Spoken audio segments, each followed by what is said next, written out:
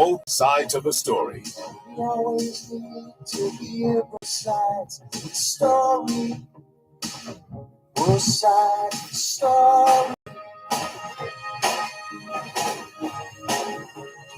Both sides of the story. Both sides of the story. Yes, both sides of the story. Both sides of the story. Both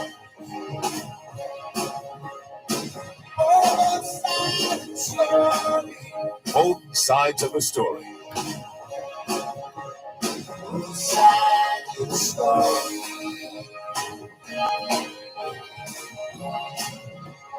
Both sides of the story. Both sides of the story. Both sides of the story.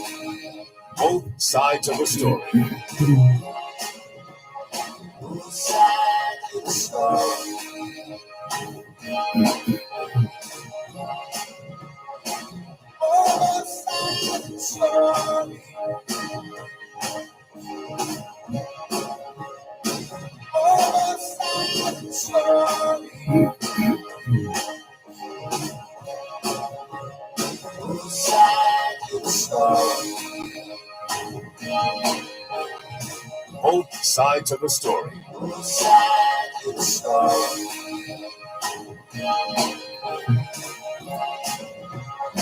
Both sides Three? of the story. Okay, 3 minutes. Okay.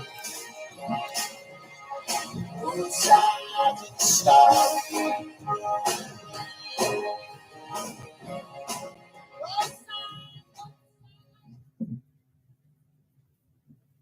Knowledge is power.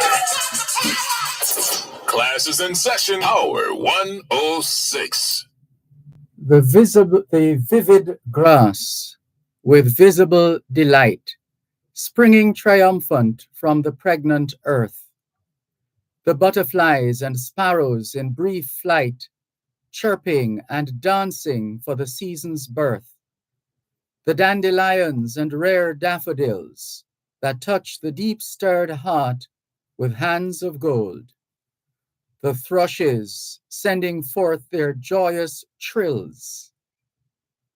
Not these did I at first behold, but seated on the benches, daubed with green, the castaways of life, a few asleep, some withered women, desolate and mean, and over all, life's shadows, dark and deep.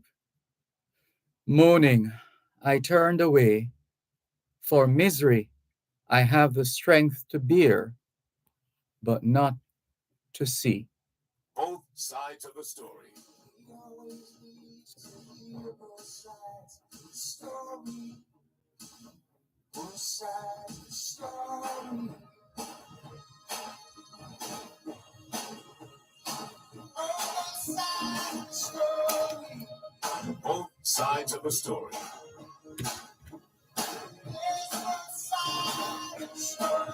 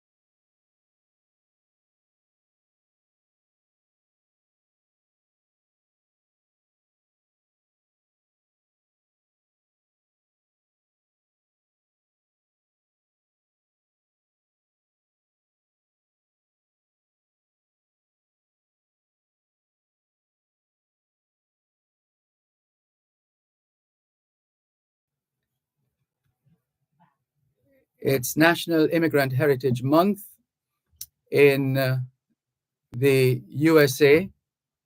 Members of the Caribbean diaspora in America are celebrating National Caribbean American Heritage Month. It's Army Day in Jordan, still in the United States. June is being observed as Alzheimer's and Brain Awareness Month, Cataract Awareness Month, Men's Health Month, Myasthenia Gravis Awareness Month, Aphasia Awareness Month, Congenital Cytomegalovirus Awareness Month, Migraine and Headache Awareness Month, National Safety Month, Scleroderma Awareness Month, Post-Traumatic Stress Disorder, PTSD Awareness Month, and Scoliosis Awareness Month. The abolition of slavery is being commemorated in French Guiana. It's Camus Day in Macau and Portugal, Day of National Reconciliation in the Democratic Republic of the Congo, and a day to celebrate sovereignty over the Malvinas in Argentina. Hoy es lunes, el 10 de junio 2024, y les saludamos en cualquier parte del mundo que nos están escuchando en este momento. Estamos muy agradecidos por el don de la vida y el privilegio de servirles en otra edición de su programa, Both Sides of the Story, ambos lados de la historia. Nunca vamos a tomar su audiencia por sentado, porque sabemos que ustedes tienen otras opciones, y esta es la razón por la cual jamás olvidamos darle las gracias por elegir Both Sides of the Story, ambos lados de la historia, de lunes a viernes desde las 2 hasta las 5 de la tarde, aquí en Power 106 FM. La misión continúa para educar, capacitar, iluminar y estimular el espíritu empresarial. Bienvenidos.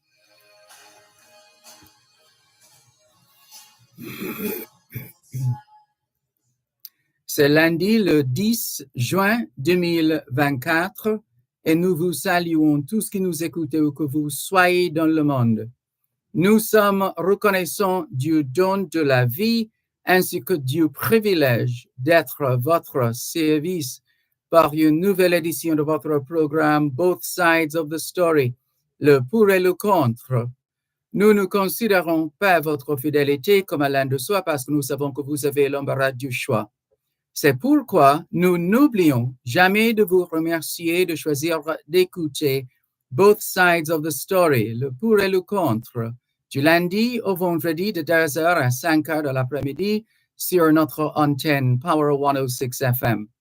Nous continuons notre mission d'éduquer, d'habiliter, d'éclairer et d'encourager l'esprit d'entreprise.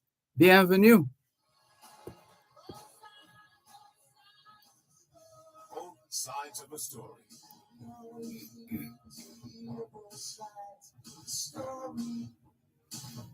Both sides of the story.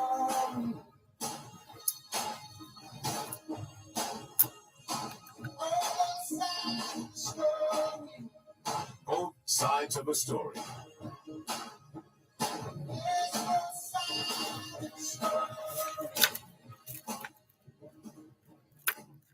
You're listening to Power 106 FM. The time is now 2:15. excerpt of Minister Desmond McKenzie's sectoral presentation brought to you by the Ministry of Local Government and Community Development. Last year, Madam Speaker, the government spent over $100 million on public cemeteries. This year, Madam Speaker, we'll be spending another $100 million, Madam Speaker, to clean and to maintain public cemeteries across the country.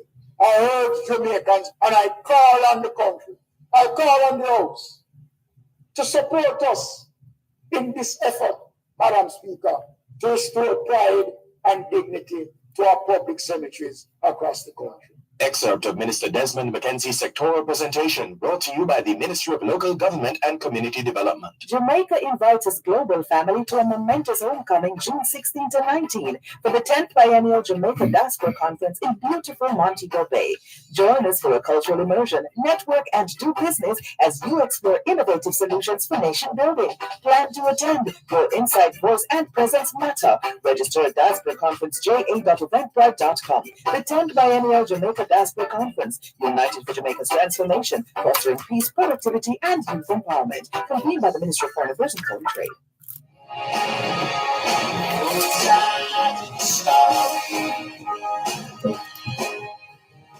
All we're saying is it's Monday, the 10th of June, 2024, and we greet you well, wherever in the world you are listening to us right now.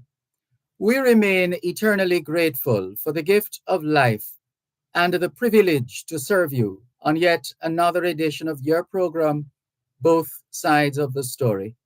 We don't ever take your listenership for granted because we know you have choices, and that's why we never ever forget to remember to say thanks for choosing to listen to Both Sides of the Story, Monday to Friday, 2 to 5, right here on Power 106 FM.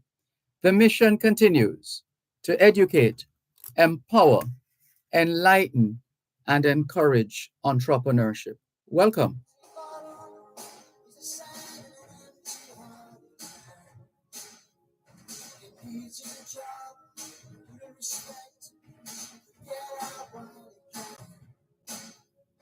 We always need to hear both sides of the story.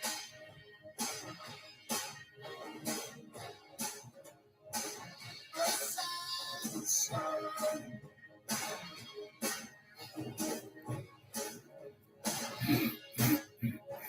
Neighborhood piece of shadow.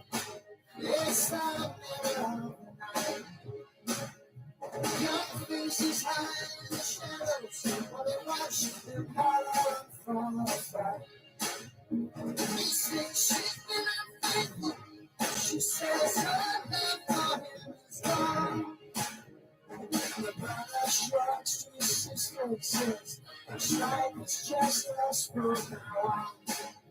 Oh, we always need to hear both sides of the story. We need to hear both sides of the story. The next few minutes before we break for Land Solutions, we want to share with you an upcoming event. It happens every year and has been happening for many years now. And it's Classics in June under the distinguished patronage of His Excellency Olivier Guillaume-Varre, Ambassador of France, and Madame Buli Tiong, Sir Optimist International, Jamaica, Kingston. To tell us some more about this year's Classics in June, here is flautist Lorraine Barnaby. Good afternoon to you, Ms. Barnaby. How are you? I'm fine, thanks. Good afternoon. Please. So thank you very much for this opportunity, Dervan. Really appreciate it. Right. So, sorry, go ahead. And good afternoon to all your listeners, of course. We accept afternoon greetings on their behalf. Well, Classics in June 2024 takes place in a few days' time. It will be on Sunday, June 16 at the University Chapel, beginning at 5 p.m. And this will be, as you mentioned, this concert has been going on for many years. This will be our 19th Classics in June. And as usual, those of you who have been coming to our concerts over the years know that you will hear fabulous music. So it's always a very high standard of classical music. You will hear excellent performers, most of them from home, but certainly this year one from abroad also. Mm-hmm. Some of them, I think the is given a chance to speak, that will continue. So we have artists, very well-known artists such as Stephen Woodham on violin. The violinist will be Gabriel Walters, and a young violinist this year, a certain Sebastian Banks, one of Stephen's students, and even Gabriel is one of Stephen's former students. We have some firsts. We have a guitar ensemble and a brass ensemble. So we have two new ensembles this year. We have also the Salazar, Rosa Salazar, soprano, and Rafael Salazar on clarinet. We have, let me see who is on. There is Sean Richards guitar, and he's the mentor of the guitar ensemble, and they're called the Nubis Guitar Ensemble. Mm-hmm. There's also Nomali Lumsden Campbell, soprano. There is Yanni Labizon, main pianist, and she is a mother of young Sebastian. And there is your humble servant. There's Doran McCarthy on trumpet. Eventually, it will be a wonderful, wonderful evening of music for you dads out there, and all others, of course. Yes. Some of the composers, there's the Bach, there's the Handel, there's the Chrysler, and there's some, there's Gershwin, and there's some that you probably never heard of before. So there'll be some surprises in store for you classical music lovers out there. Mm-hmm. And you seem to have been able to maintain the support that you have received over these 19 or 20 years or so. Yes, that is so. We have to be so grateful, not only to our artists, some of them, they play for us very often, but also for Corporate Jamaica, we have to thank the Chase Fund, Kingston Freeport Terminal Limited, Nationwide News Network, also thank you, Pizza Power, the VM Group, Vinci Construction comme Projet, touching everybody, the Jamaica Stock Exchange, also Origin Juices, the treatment room, also VIP, Here and Beauty, Uppercut, Hello Supermarket. So those are some of the sponsors who have been very, very kind to us over the years. And can you remind? Sorry, go ahead. Every blooming thing. Mm-hmm. We know how to do this in it's hard to sometimes remember everybody. I think I've got everybody now. Mm-hmm. Yes, Mr. Malcolm. Yes, I was saying the proceeds. Let's talk about who is benefiting from this event.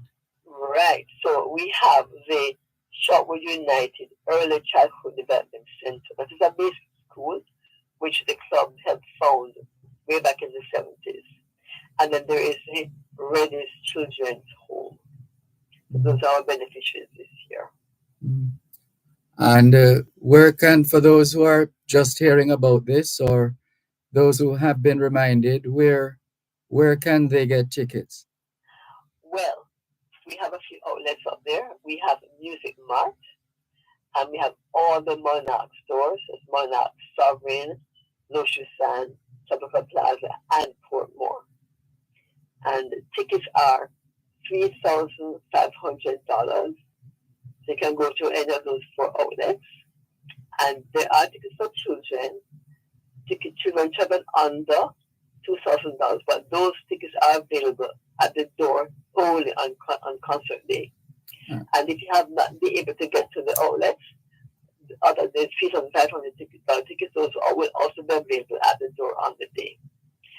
Also, it will be live streamed. So those who prefer to do the live stream, go to classicsinjune.com. So there are two prices there, $3,500. And for those in diaspora, search in US dollars. Mm-hmm. So just go to classicsinjune.com, and those who need further information can always get in touch with me, and I give my phone number, 876-427-6213. And what can you tell us with respect to the nature of the musical nature of the program? Are there particular things you have done differently, or? Well, yes, as I mentioned, as I've already mentioned, as it again, we're having with some of the artists, those who go to Classic Syndrome after will see some familiar names. And even though they are familiar names, they're not playing the same things as if they're playing new repertoire. Okay? We also have some new things. A youngster, part of Classic Syndrome is to encourage the young. So we're happy to have this year a certain 14-year-old violinist, Sebastian Ibanks. Also, we're having two ensembles. We have a guitar ensemble called New Biz Guitar Ensemble, and we're having a brass ensemble, which is a classic brass quintet. That is their name. Mm-hmm. So there are new aspects to Classics in June. Mm-hmm. I also want to mention that Yuko Ayoke, who is from Japan, she's here and will be on piano. She's a brilliant artist, and she's so happy to be back in Jamaica to assist us with Classics in June. So you have a mixture of, let's just say, artists you're accustomed to, but we're playing new repertoire, and also new artists we haven't seen before. Yes. And before you go, just remind those of us who know and enlighten those who don't as to the essence of Soroptimist International Jamaica Kingston. Well, we offer Soroptimist Jamaica Kingston, SIJK, where we are one of 5 clubs. The 5 clubs in Jamaica. We're the first, and we came into being in 1962. As I like to say, we're a little younger than Jamaica, the state of Jamaica. We started in August, Jamaica, that is, and the club in November. And our focus is on women and girls, but also with children in general, because our beneficiaries this year, the basic school and the home, they're boys and girls that go there. So we try to identify needs and try to fill those needs through our, for example, the monies that we earn from Catholic and Jew will go to these charities. So I take it you have set a target and are looking to not just meet it, but surpass it. Okay, so you want me to say, you want me to give you the target? Not necessarily, I mean, for what it's worth. Go ahead. It's over $1 million. I feel that way. Last year we almost was $1 million. We were just short of you, tens of the short of it. And this year we have over $1 million. Mm-hmm. We're working very, very hard to sell all those tickets. I hope that those of you listening, and you can tell your friends that go to your chapel on Sunday 16th, at 5 for Classics in June 2024 or 19th. So please help us to reach our targets. I remember those of you who can't make it, you can always go to the live stream. And as I said before, if you go to classicsinjune.com, you see the payment buttons, and the tickets are $3,500 and $30 US. Of course, we have friends in diaspora, family friends in diaspora. So we're hoping that they will also be able to join us on the live stream. And one more thing, Dervan, there's also opportunity for folks to experience the concert after the 16th of June. They go to classicsinjune.com. They can pay, and they will be sent the link. Well done. Yes. We have friends, of course, who live in distant time zones for whom 5 p.m. on a Sunday is very difficult. Yes. You know, people who live like in Europe, Yes. so some our time difference kind of hard for them. So we're thinking of folks like them. Understood. Well, Okay. we thank you for thinking about the children in particular, the women and girls, and for the work that you all have been doing over the years, and trust that you will have another successful and fulfilling Classics in June. Yes, thank you so very, very much, Dervan. And I know I will be seeing a certain person with the initials GM, who is a host of a certain program called Both Sides of the Story on the 16th. I think I could bring it to my see such a person there on. Well, more power to you. Thank you so much for this opportunity, Dervan. We're very, very, very appreciative. Likewise. Thank you. All the best. All the best to you all and to your listeners. Thank you. Take care. Okay, Bye-bye. As Loris, ce n'est pas Lorraine, c'est Loris. Loris Barnaby. Merci beaucoup, madame. Okay, let's leave that there for the time being and come back with today's edition of Land Solutions. You're listening to Power 106 FM. The time is now 2:32 on Power 106. Work is a real good meat.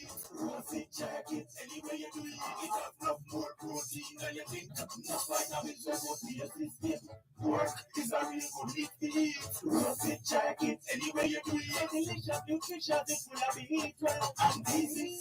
The meat is sweet. Pork is a real good meat. Jamaican pork, always a healthy choice. To taste your protein choice. A message from the Jamaican Pig Farmers Association.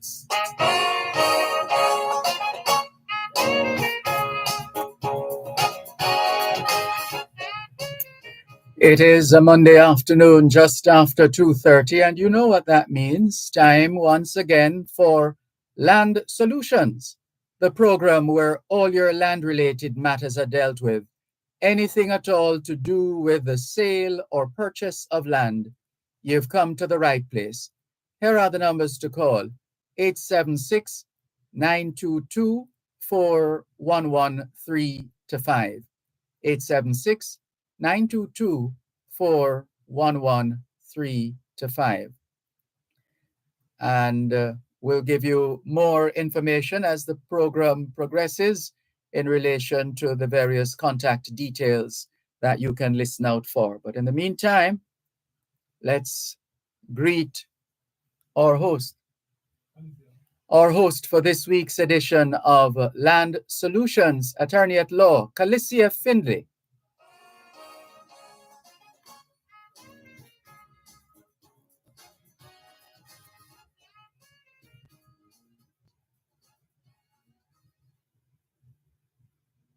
Hi, Dervan. Good afternoon, listeners. Thank you for tuning in to today's edition of Land Solutions. As Dervan just said, I'm Calicia Findlay, and I'll be your host for today. And again, the numbers to call in live on air are 876-922-4113-5, and the text and WhatsApp number 876-881-5254. Again, that's 876-881-5254. And you may also send us a message on our Facebook page, and that's facebook.com/Land Solutions. I already have a couple messages waiting on me on Facebook. Let me jump over to them. My husband's first wife died, and her death was noted on the title. I live with him in the same house now. Can my name be added to the title even though his first wife's name was on it years ago? Yes, your name can certainly be added.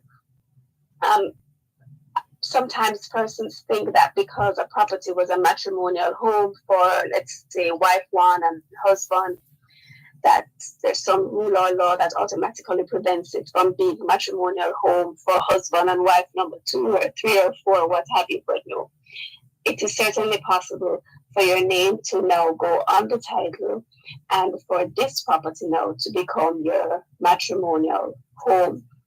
Things to consider: do you want to go on as joint tenants? Do you want to go on as tenants in common? If you want to be able to will your share to someone, then perhaps tenants in common is the better option for you. If you want your spouse to automatically get your share on your debt, perhaps joint tenancy is the better option for you.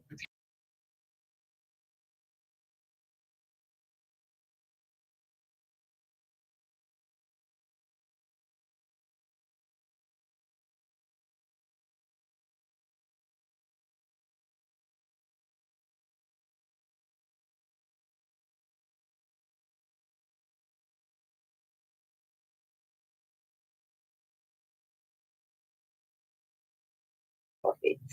Unfortunately, that's not quite the case. There has been a big shift in the law, and what the court is now saying essentially is that when you are making a claim under the Property Rights of Spouses Act, meaning you're making a claim for your half share of the property, you have to do it while your spouse or your ex-spouse is alive. Many persons disagree with this decision, but the fact is, this is what it says. So it's not in your best interest to wait until your spouse or your ex-spouse dies before you make a claim. Do it while they are alive. But again, to reiterate, your name can be added to the title and the property can become your matrimonial home. Let me jump over to WhatsApp, and that's 876-881-5254. It's a two-part question. Is there any way to stop someone from paying your property taxes? And if you're living on property for 14 years, can I claim the land even though the owner is still paying the property taxes? Our first question: is there any way to stop someone from paying your property taxes? I wish I had $1 every time I get asked this question. Maybe I could use it to pay my property taxes. No, unfortunately, there is no way to stop someone from paying your property taxes. I mean, everywhere in the world, government needs money. So the government is not going to say, no, John Brown, you can't pay Mary Smith's property taxes. The government doesn't care. They're going to take the money from whomever.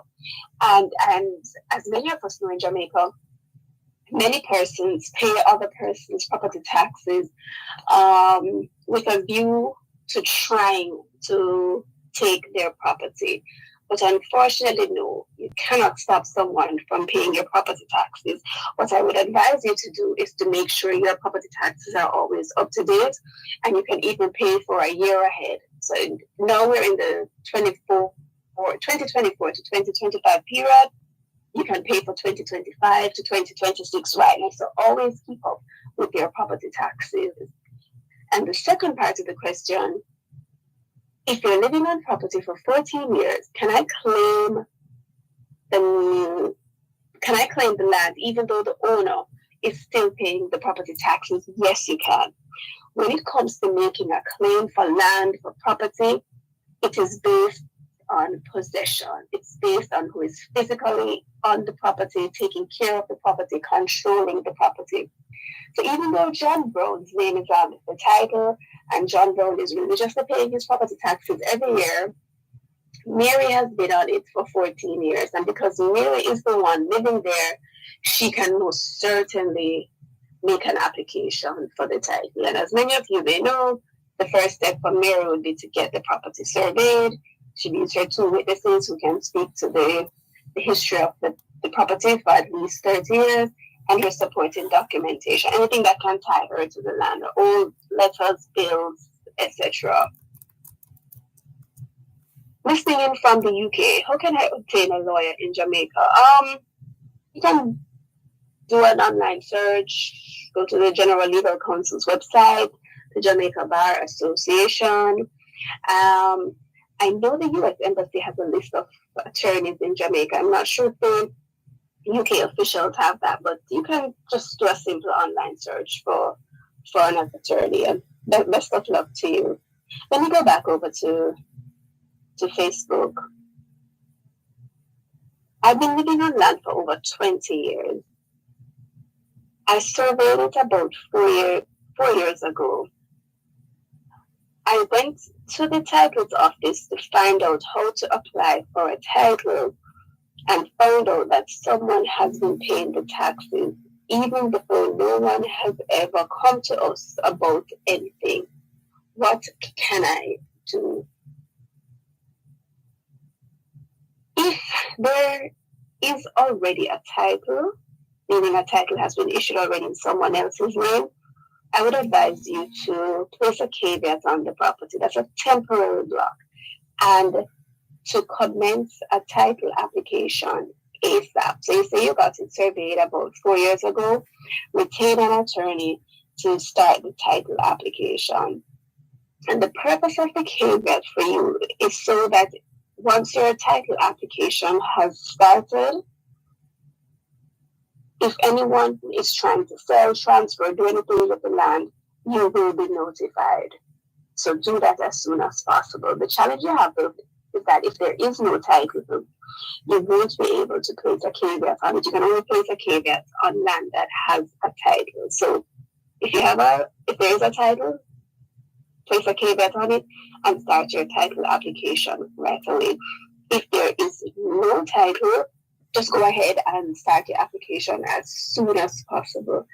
You say that you have been living on land for over 20 years. I'm not going to beat you up too badly because, as we know, the law says once you've been there for 12 years, you're entitled to make the application for title. So the fact that you've been there, you said, for over 20 years isn't too bad, all things considered, because some of the matters we deal with, persons have been living on land upwards of 30, 40, 50 years and are just now getting around to making a title application. So please, congrats, you're at least taking the right step in thinking about making the application, but do it as soon as possible. Because if you were listening to what I said a couple of minutes ago, there is absolutely nothing you can do to stop someone from paying property taxes for your land. And not only can you not stop them, to the best of my knowledge, I am almost certain that the tax office will not release the information. So if I realize someone is paying my property taxes and I go to the tax office and I ask them, please let me know who's paying my taxes, they're not going to tell me. Again, the government wants the revenue, so nothing will happen with respect to property taxes. Just go ahead and hurry and make your title application. So the message is coming in on WhatsApp. Good afternoon, Ms. Finley. Can I sell a piece of land without a lawyer? You can do anything without a lawyer, my dear sir. But the real question is it advisable? And my answer to you is no.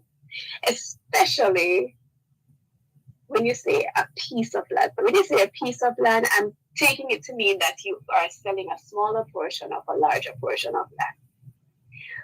Selling an entire parcel of land comes with its own nuances and complexities. Sometimes as attorneys, we ourselves may make errors.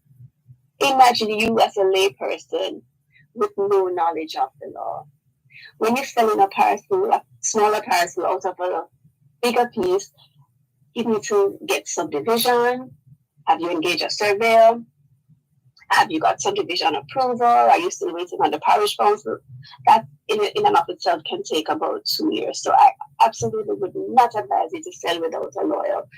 A lot of the fraud cases are land-related fraud cases, I should say, start with persons attempting to sell property on their own. And I'd like to believe that most times persons are not dishonest, but because they just don't know the rules, they may collect a deposit, they're not able to get a title, they spend the deposit, they can't find this money to pay back the purchaser, and then they find themselves in trouble. So while you can do anything at all without a lawyer, it is certainly not advisable.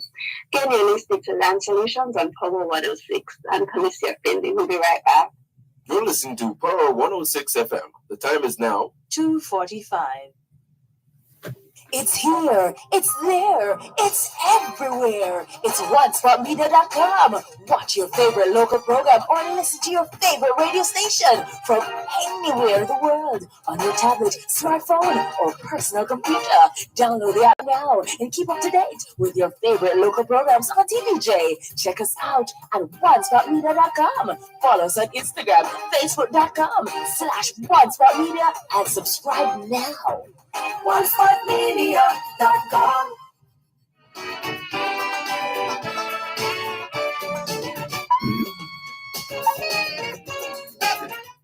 You're listening to Land Solutions during both sides of the story here on Power 106 FM. Land Solutions, the program where all your land-related matters are dealt with. And we welcome your calls, your messages, your comments, and email Gloria at landsolutionsja.com. Gloria at landsolutionsja.com.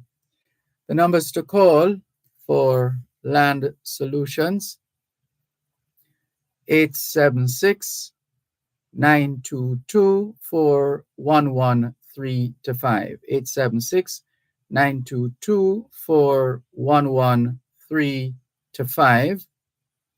And the text line, same as the WhatsApp number, 876-365-3346. 876-365-3346. So go ahead and make those calls and send those messages if you have questions and issues of land, the sale and or purchase of land. So the numbers to call, once again, 876. If you wish to contact the law firm Brown, Findlay and Company directly, their numbers are 876-908-1950 and 876-908-3518.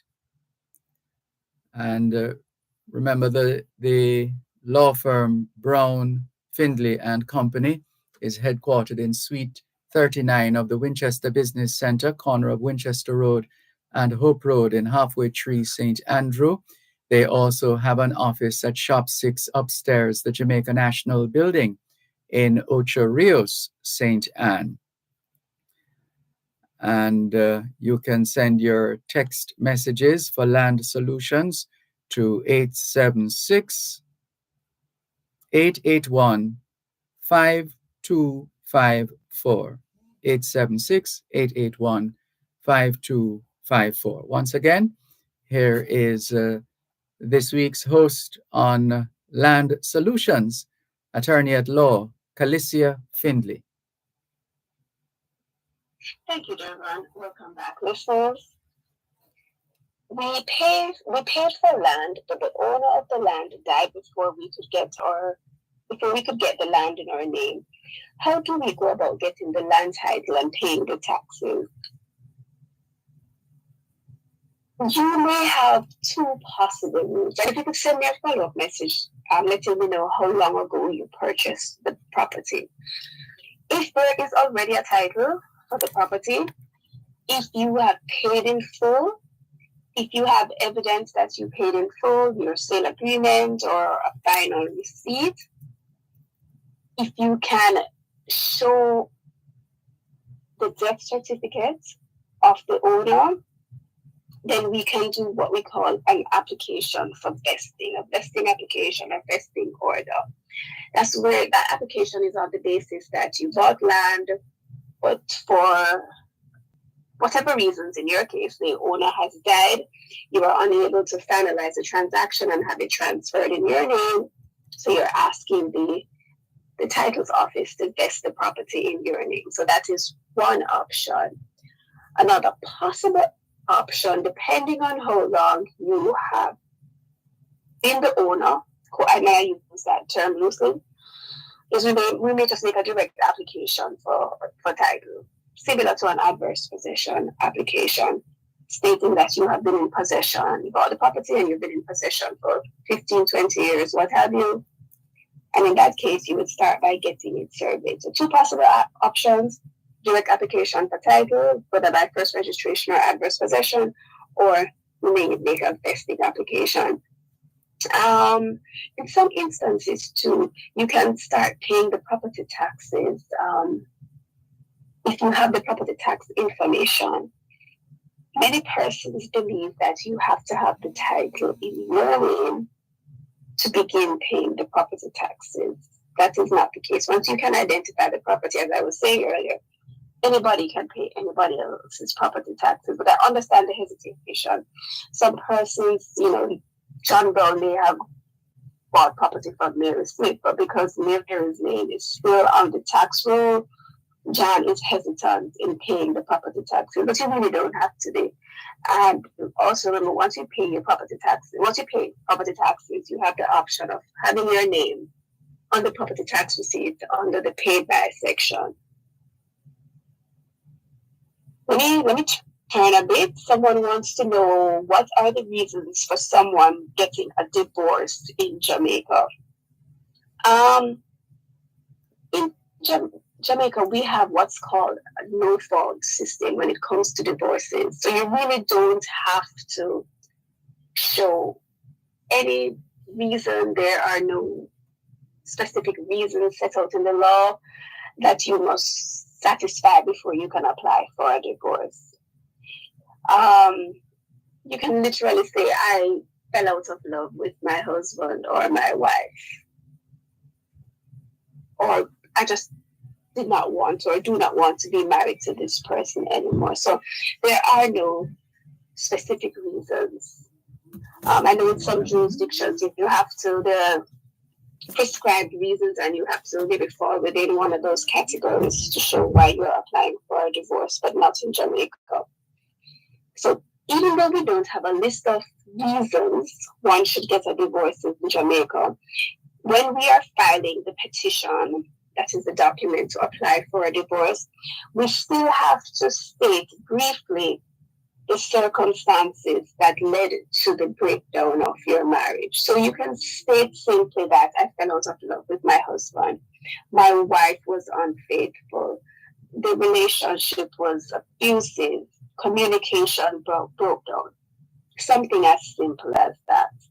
You also in Jamaica have to be separated for at least 1 year. Now, separation is interpreted very loosely.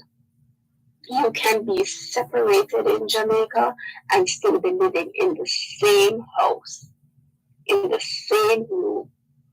Separation for the purposes of divorce is more of a mental thing.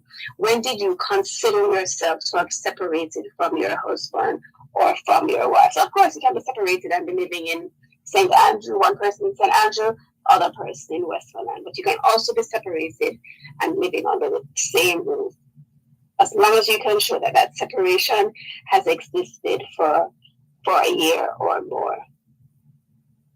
Interesting question coming in via text. How is it that you can apply for title after 12 years, but often in the media, we hear stories about people being forced to leave land they've been on for decades by developers? That's a very good question.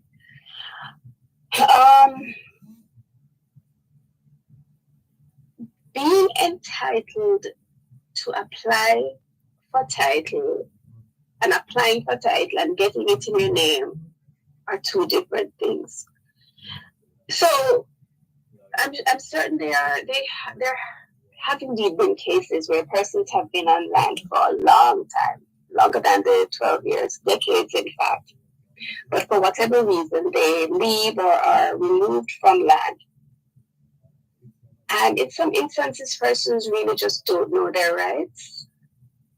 Some persons know that they're squatting and they know that they feel that they just have to leave at any time.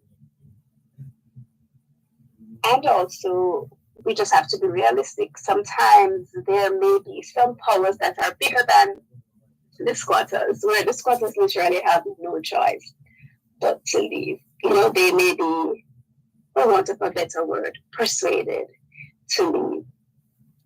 So, and we've all heard instances where persons have had to leave property. We see the stories where bulldozers come in, the bailiffs go in and remove persons. It doesn't take away from the fact that the law says once you have been on property for 12 years undisturbed, if it's privately owned property, or 6 years, 60 if it's government owned property, once you've satisfied that time, you are entitled to apply for a title. So I think sometimes the challenge is that persons are just sitting on the land, living there, and they're not taking it one step further in terms of starting their title application. But on the other hand, like I just said, sometimes people are just forced to leave. And we know how it is when you have a power differential. You have maybe a rich developer, a little poor person. The dynamics there, really, there is just nothing for that person to do but to leave. And a lot of times, too, persons are promised money and they're given money for them to leave, and they just leave without making a claim. But like I said, the law is what it is. It just depends on if and how someone wants to enforce it. So here's a quick question ahead of the break. How far into the sale process can you go before changing your mind? How far into the sale process can you go before changing your mind? So generally speaking, if you're looking to buy property or you're looking to sell, one party makes an offer, the other one accepts, sale agreement is prepared, deposit paid, parties sign. If you are in the negotiation stage, verbal, you can change your mind. If you have signed an offer, and usually offers are done by realtors. So John is selling his land to Mary for $5 million. That offer is accepted. Both of them sign. As strange as it may seem, it is not too late. You can still change your mind after the offer is signed. The offer and acceptance form or document is not binding. In fact, on most real estate companies, their offer forms specifically state that this offer document or form is subject to the preparation of an agreement for sale.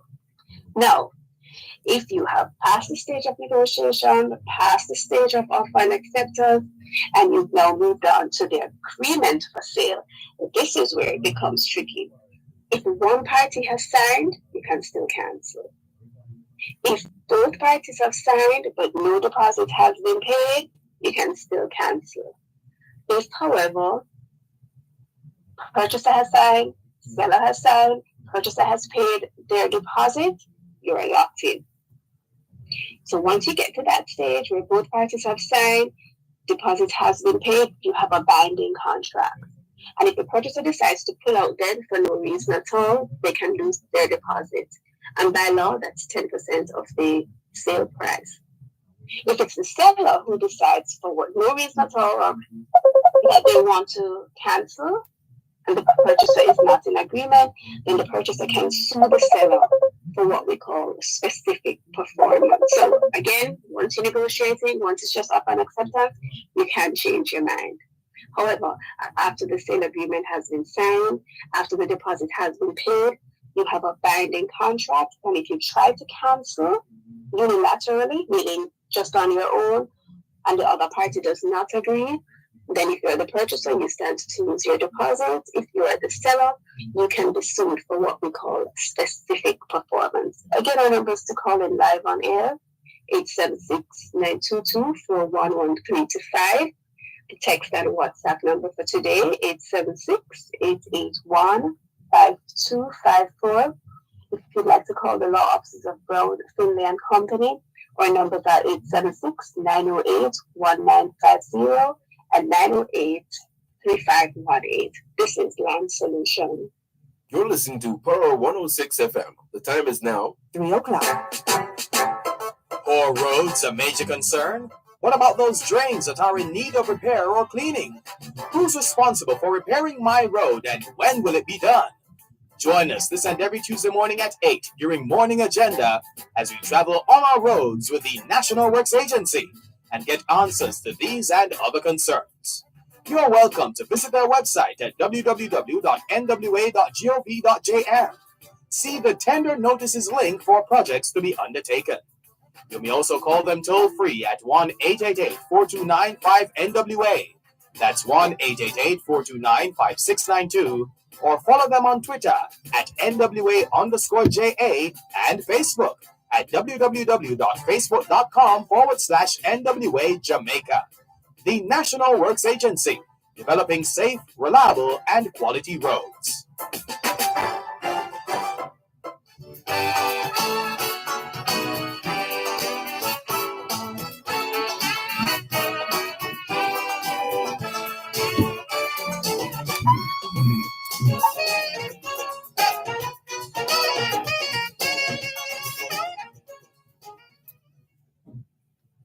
You're listening to Land Solutions during both sides of the story here on Power 106 FM.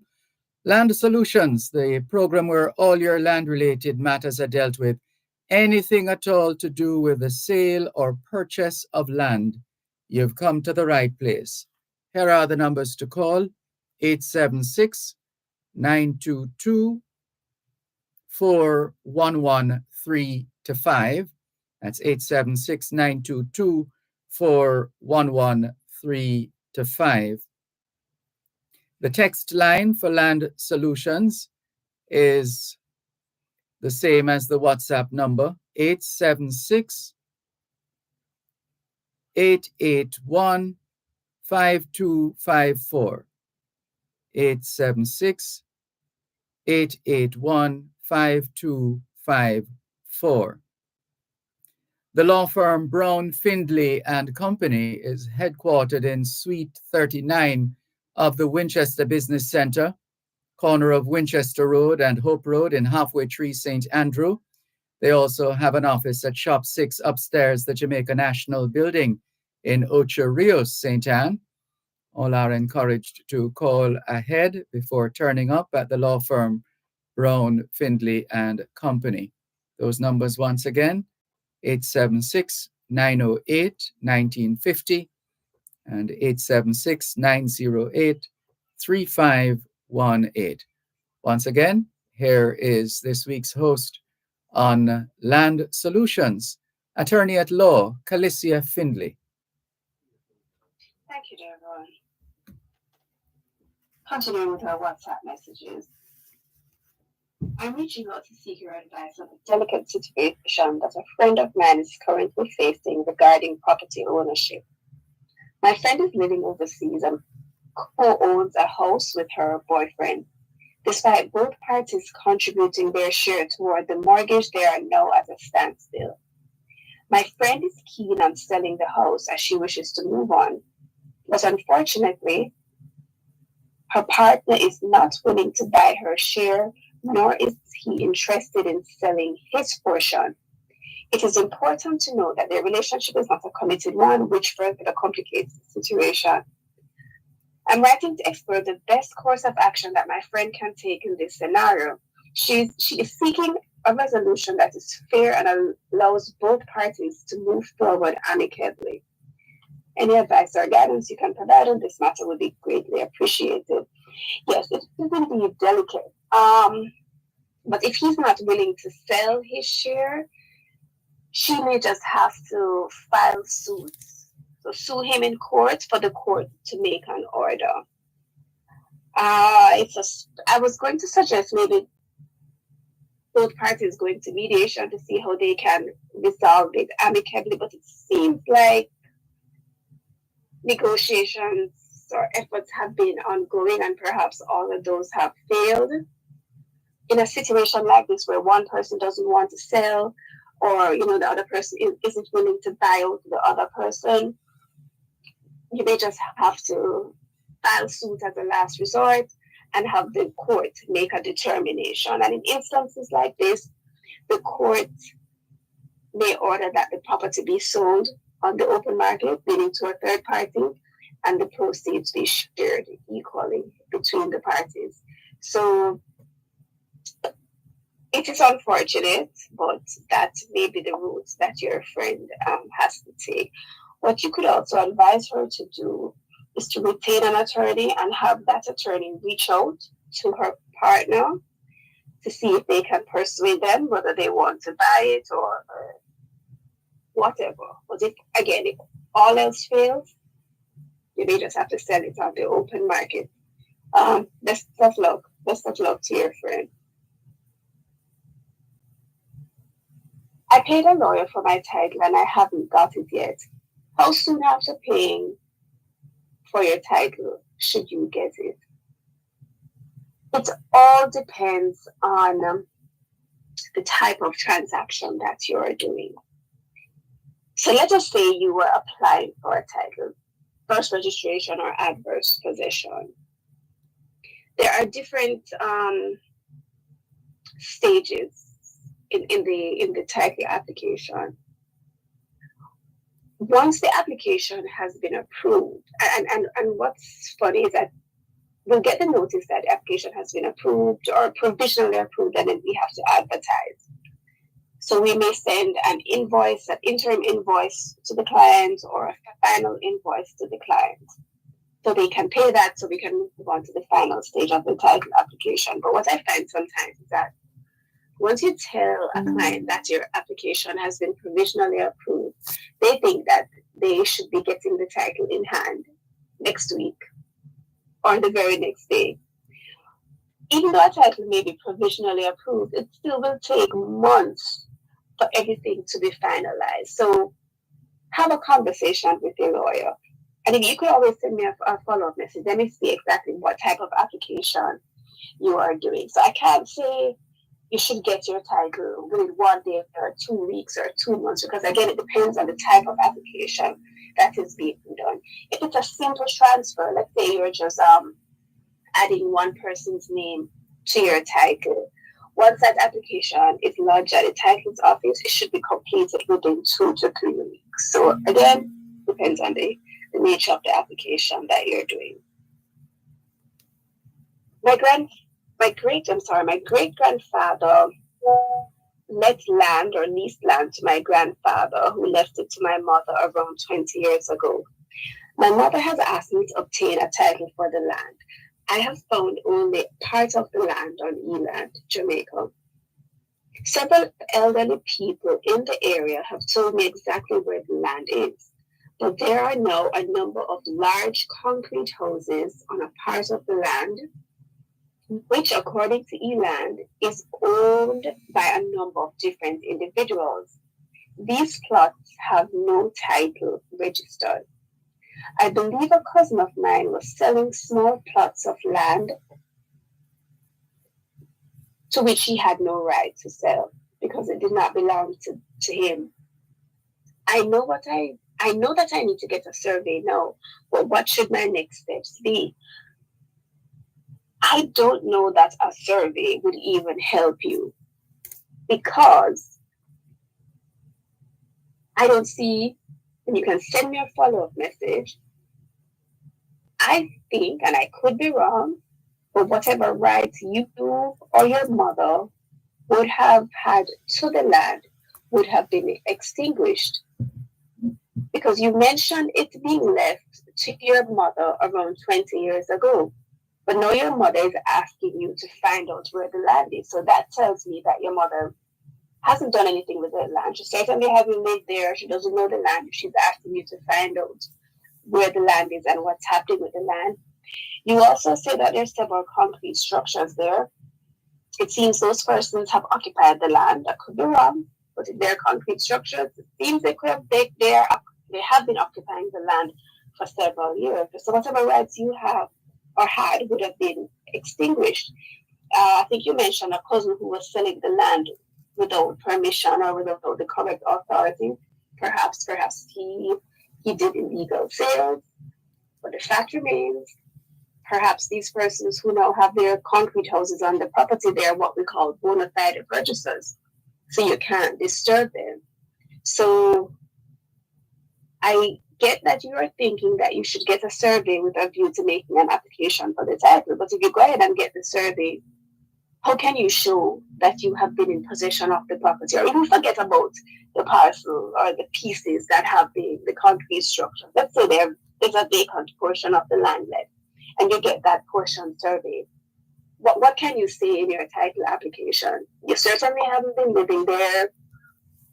You have no physical connection to the property. So I just don't see how you can make a claim to this property. Feel free to send me a follow-up message. Maybe I'm missing something, but go ahead. You can send me another message. Again, that's 876-881-5254. I've been occupying a piece of land for 15 years.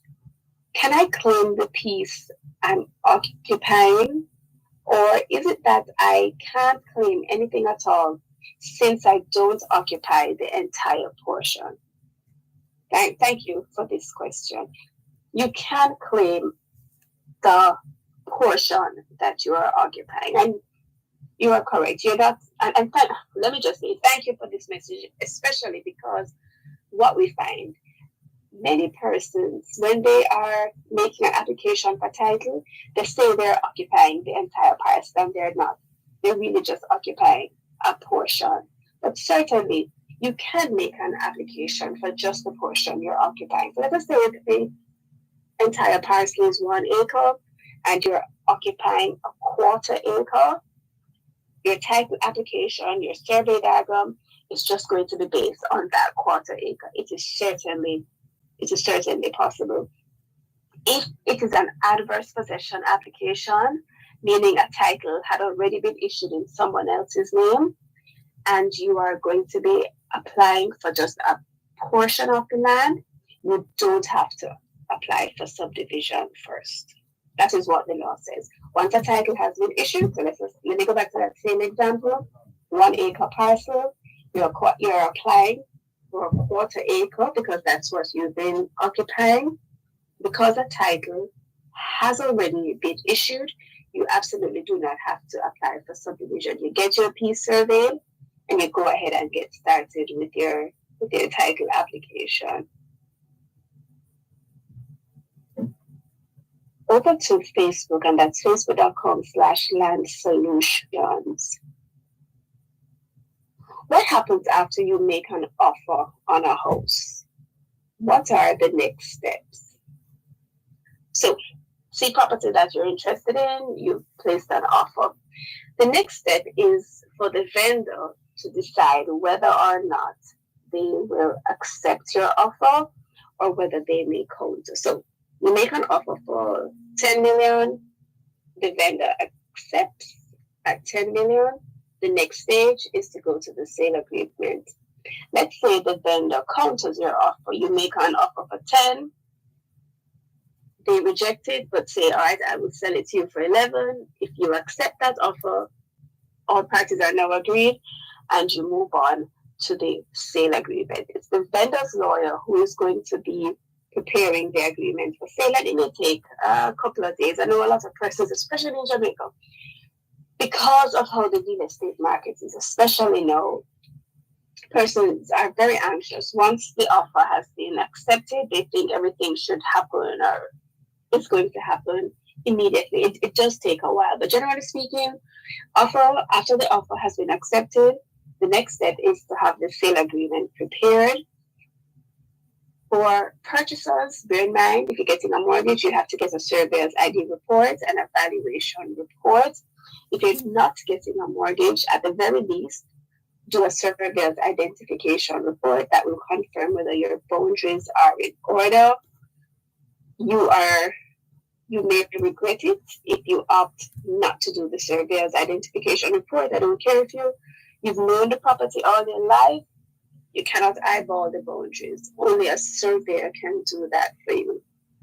This is Land Solutions. You're listening to Pearl 106 FM. The time is now 3:15. Both sides of the story. Confidence in those who serve, especially in the public sector, is vital to Jamaica's progress towards Vision 2030 and beyond. Many people have quietly and diligently given sterling service over the years to the benefit of many Jamaicans at home and across the world. Power 106 FM, in playing its part in showcasing those individuals who've served in building our nation and to create greater public understanding and appreciation of their sacrifice, presents the feature Service Stalwarts. Listen to Service Stalwarts every Wednesday at 4 p.m. during both sides of the story with Dervan Malcolm right here on Power 106 FM.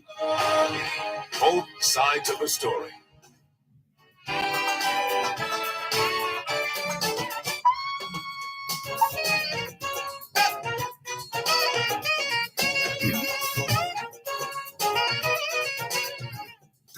It's the final segment of Land Solutions, and an opportunity for those who have been waiting in the wings, maybe a little unsure, maybe trying to get more information, to be able to come on and ask questions. Well, bear that in mind. We have just a few minutes to go. And so those who would like to have their questions answered, to have an idea of how the sale and purchase of land is dealt with. And so here's your opportunity. 876-922-4113-5. 876-922-4. Let's do that again. 876-922-4113-5. 876-922-4113-5. And the text line is the same as the WhatsApp number, 881-5254. That's 876-881-5254. The law firm Brown, Findlay and Company is headquartered in Suite 39 of the Winchester complex. And the email address is gloria@landsolutionsja.com. gloria@landsolutionsja.com. So let's hand you over once again to Attorney at Law, Calicia Findlay. Thanks, Dervan. Two-part question. Can my doctor and his nurse witness my will? And if a will is witnessed by a GP, is a will witnessed by a GP more valid or authentic than one witnessed by just an ordinary person? So can my doctor and his nurse witness my will? Certainly, as long as they are not beneficiaries, meaning as long as they're not getting anything from your will. Any two people over 18 who are not beneficiaries or spouses of the beneficiaries can witness your will. Full stop. You can literally grab two strangers off the street and have them witness your will. So absolutely nothing wrong with your doctor and his nurse witnessing your will, as long as you're not leaving anything to them. The second part, is a will witnessed by a JP more valid or authentic than one witnessed by just an ordinary person? No. But before I go into that, a will must be witnessed by two people. So if a will is witnessed by just one ordinary man or just one JP, it is not valid. It has to be witnessed by two people. And it doesn't matter the designation. They could be lawyer, doctor, teacher, JP, unemployed, as long as they're over 18 and not beneficiaries or spouses of the beneficiaries. Any two people can witness a will. A will witnessed by, let's say, a JP and someone else, or even two justices of the peace, it has no greater weight than a will witnessed by two regular everyday persons. Sorry to cut in. Wills do not have to be witnessed by lawyers, by JPs, by pastors. Doesn't matter. If those are the persons you can find, no problem. go right ahead. But please, divorce yourself, divorce your mind of that thought. A will is no more authentic if it is witnessed by JPs as opposed to regular persons. A couple more questions for you, Calicia. Sure, Dervan. This one says, Land Solutions. Dear Dervan, I hope all is well. I'm reaching out to seek your advice on a delicate situation that a friend of mine is currently facing regarding property ownership. My friend is living overseas and co-owns a house with her boyfriend. I wonder if that's the same one I think. Oh, you read it already? It was also sent to me, yes. Okay. Yes. All right. And let's see. Okay, so you got to that one. Oh, this question now. How do you lodge a caveat? Did you? Okay, no problem. All right. So there is a form that you complete. It can be found on the National Land Agency's website, but I still think it is best to have an attorney complete it for you because it is best when it is done under legal advice and sent in with documentary evidence. So for those of you who may not know, a caveat is a temporary block, and please, it is temporary. In fact, it serves more of a notice than as a block. Many persons believe that once you put a caveat on a property, that's it. The property is tied up forever and nobody can do anything with the land. That is incorrect.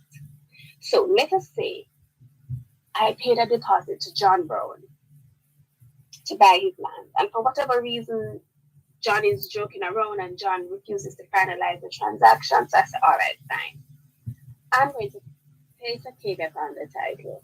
What that means is that if John is trying to sell the property to someone else, I will be notified.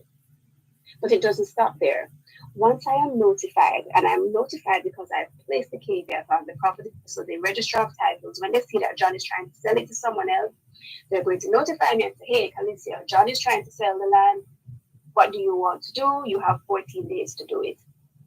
I now have to get a court order within the 14 days of receiving the notice from the titles office and act quickly. So that's why I say it's temporary. So what we advise persons to do is once you put the caveat on the property, don't wait until you receive the notification that John is trying to do something with the property. As soon as you put the caveat on the property, you follow it up with your court action or whatever action you have in mind.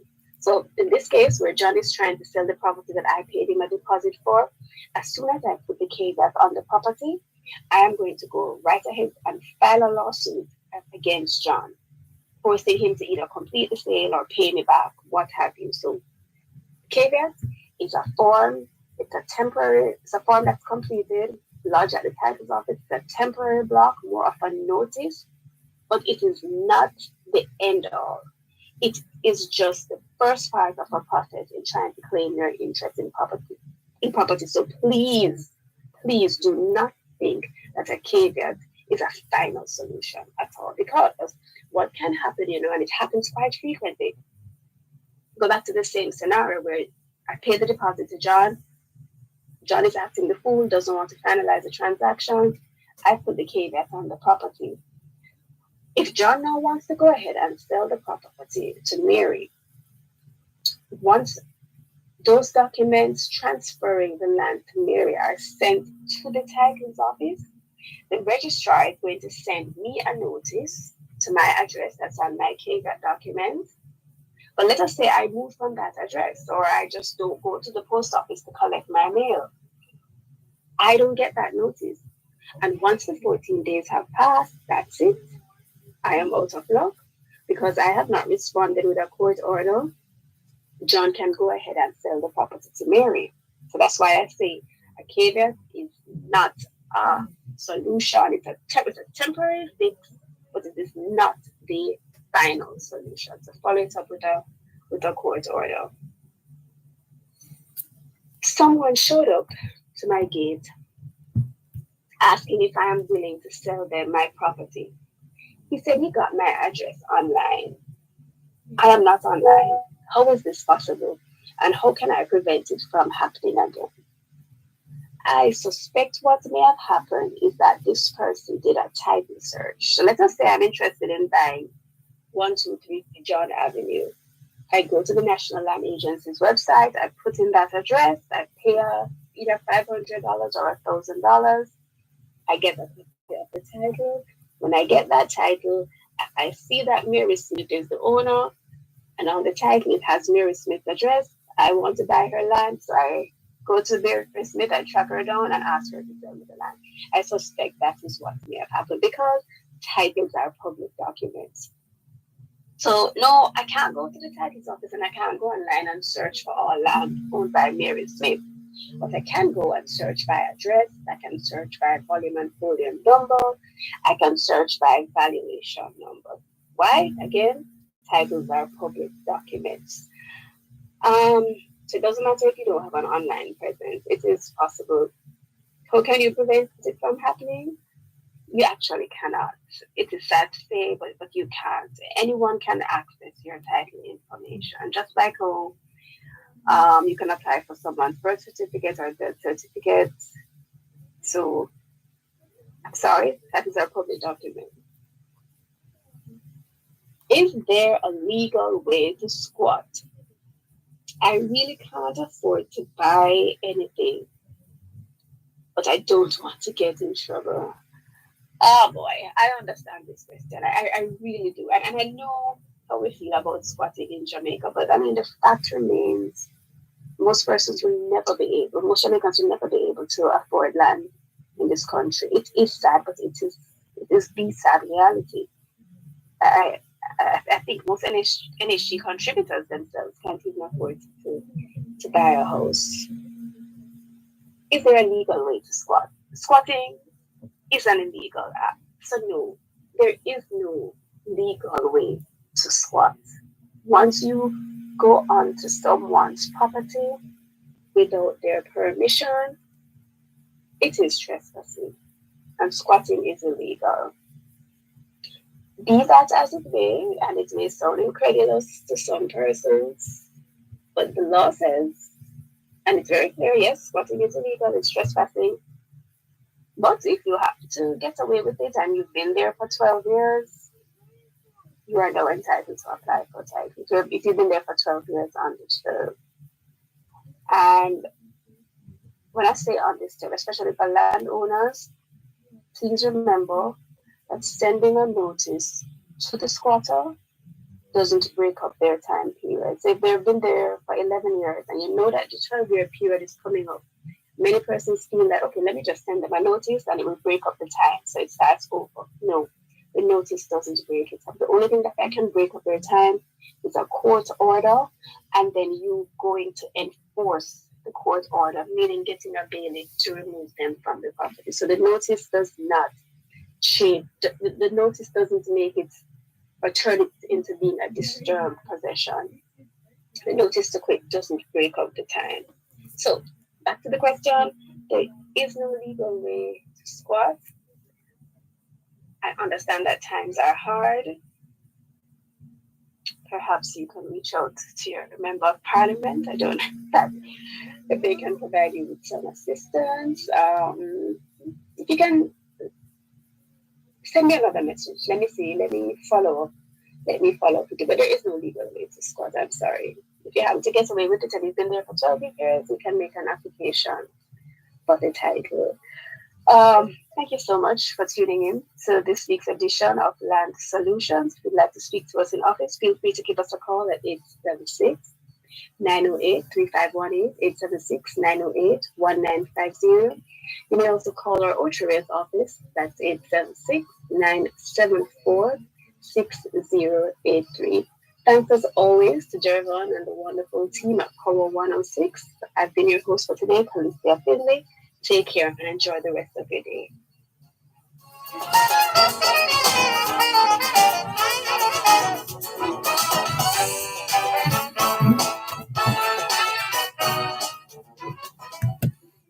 Help us protect Jamaica's borders. Tell us about any illegal guns coming through customs-controlled areas. Call Crime Stop at 311. The time by the Jamaica Customs Agency is 3:30.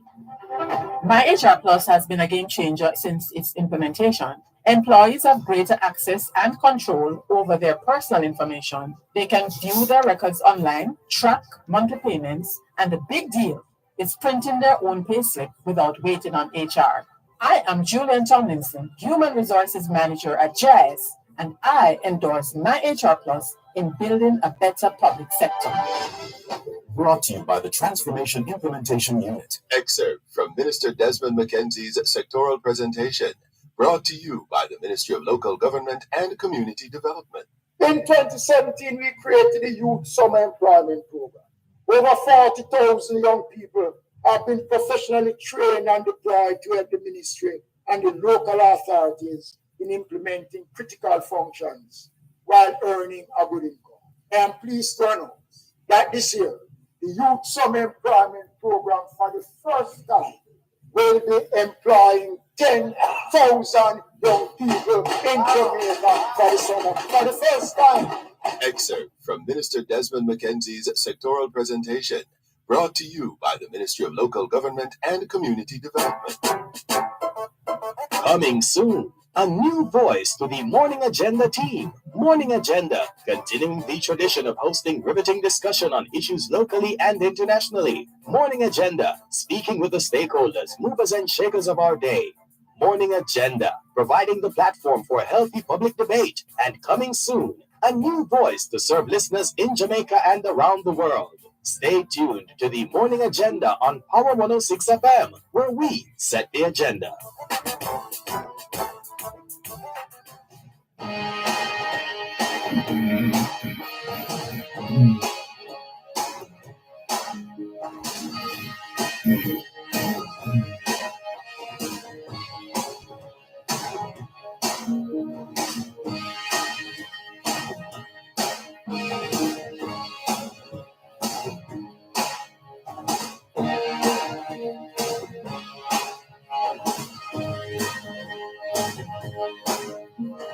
Find yourself in the gutter in our lonely part of town.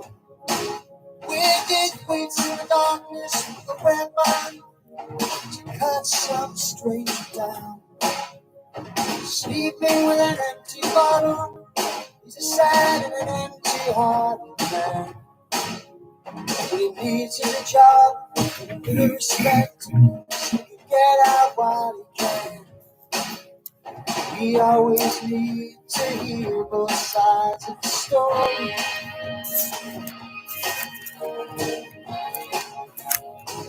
Both sides of the story.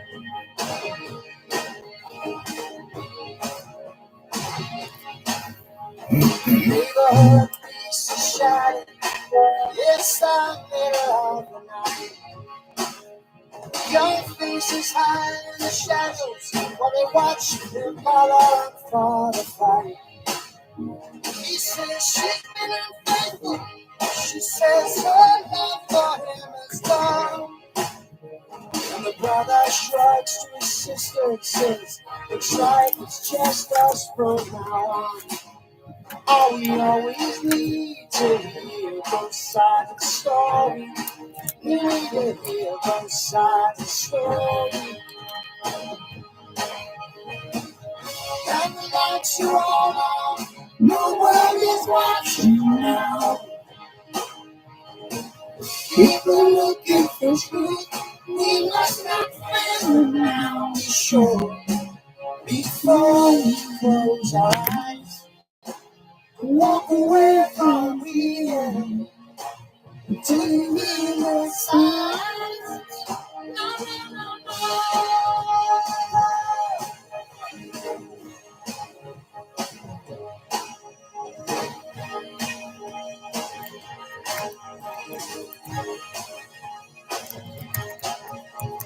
Here we are all gathered in what seems to be the center of the storm.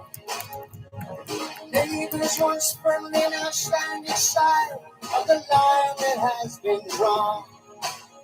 Living fire he bleeds, but now he's killing on the streets. While small coffins are lined up sadly, now you know.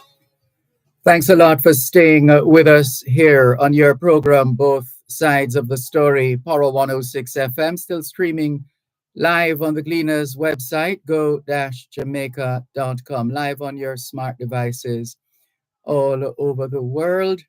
And in this segment, we want to talk about the future of STEAM, and artificial intelligence. So we've invited Mr. Wayne Thompson. He's a robotics STEM engineer to help us along the continuum of preparing, especially our young people, for the implications of, as we said, STEM, which is science, technology, engineering, mathematics, STEAM, science, technology, engineering, arts, mathematics, and artificial intelligence, or AI for short. So we're using that opportunity this afternoon to learn some more and to share the information with especially the students who are listening to both sides of the story here on Poro 106 FM. So let's say hello, good afternoon, and welcome to robotics STEM engineer Wayne Thompson. Good afternoon, Mr. Thompson. How are you? Good afternoon, Mr. Malcolm. I thank you very much. The line is a little foggy, though. Not sure what's happening there. Can you hear me now? Hearing you, but to the point of distortion, just a little.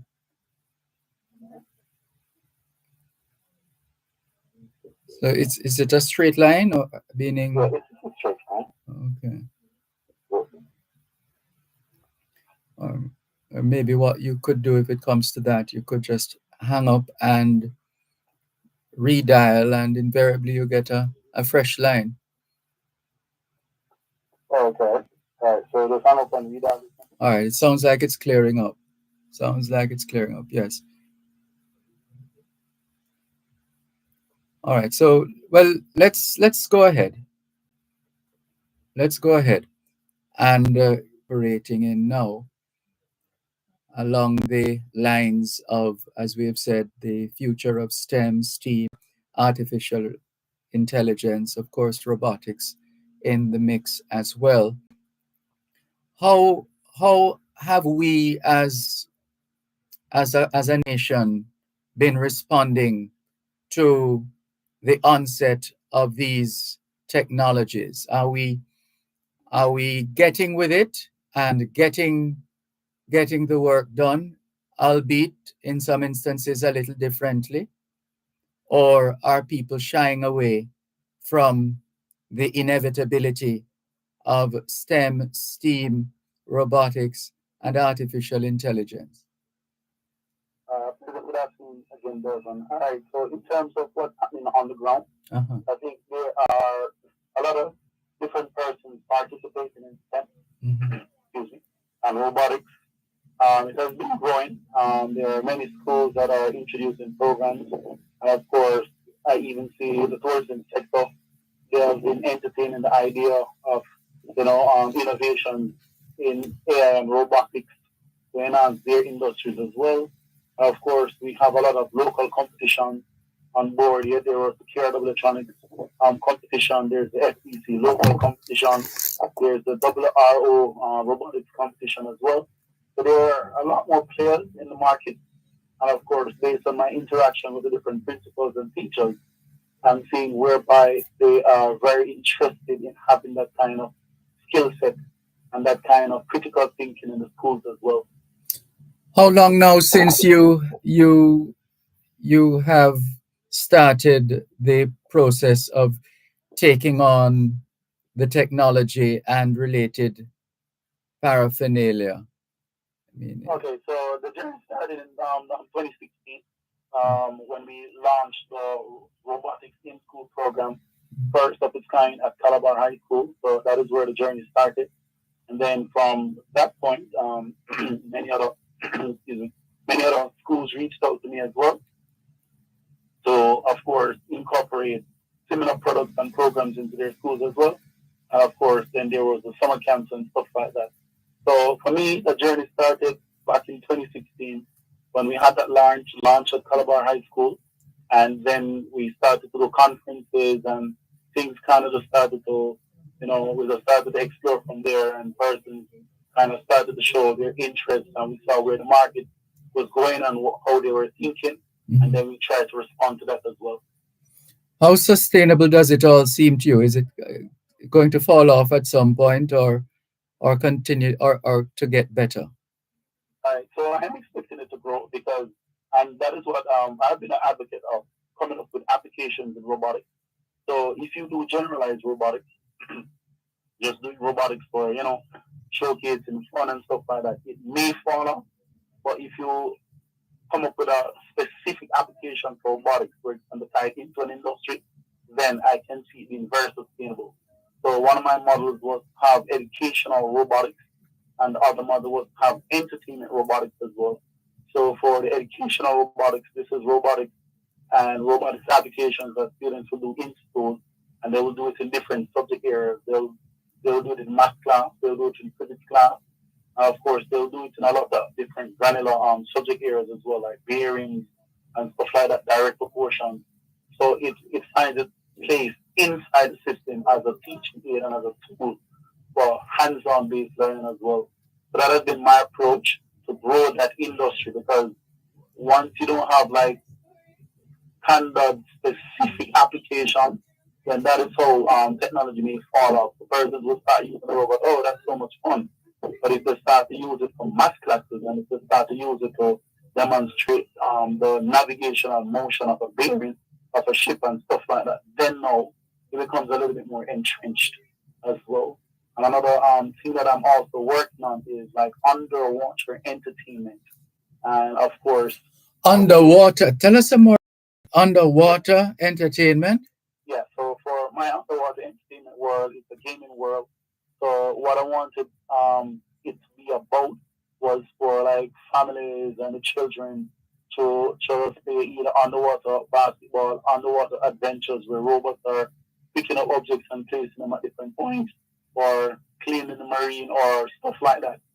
Exploring a robotic world. And of course, they can be getting points and stuff like that. So that was another factor that I wanted to bring to space as well. Another specific application bordering on entertainment as well. Yeah. Yes.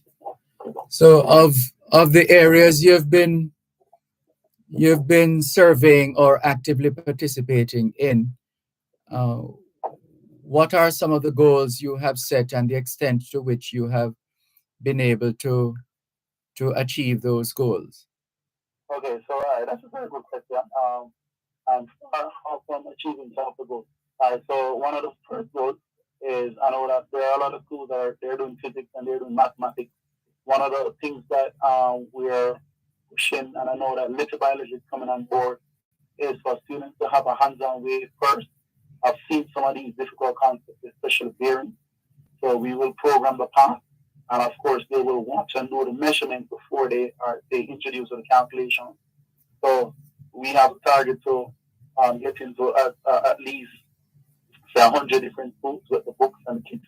So that's one aspect of things that we want to kind of roll off. The other aspect, I didn't mention this other aspect in my first explanation, but the other one, a lot of persons are using the drone technology, and they're using it for surveying, and they're using it for basically marketing and stuff like that. So that's another specific application that we will want to also introduce on our platform, tie in. And of course, we will introduce other topic areas like the Newton's third law and all of that stuff, the concept of flight and what's happening, and of course allow the students to have a hands-on way of interacting with the drone technology. And of course, we have other applications that the drone can do. For example, survey surveillance of the school compound or any other properties per se. And for the underwater gaming world now, this concept is something that we want to roll out to different hotels, right? So to have underwater gaming world, so that the tourists have one more feature or one more something entertaining that they can participate in, because it's almost like what we're envisioning at KRW Electronics is to have a Jamaica entertainment water world with a lot of Jamaican features. And of course, the robots will have the cameras and all of that stuff. And they can explore. And of course, the games are going to be well engineered so that still a lot of learning takes place based on the tasks that they're asked to overcome, achieve. And of course, the different things that they have to do in the game as well. So still make it very, very educational as well. So some things may be linked to reggae, some things may be linked to our language, to our Pascal language and stuff like that.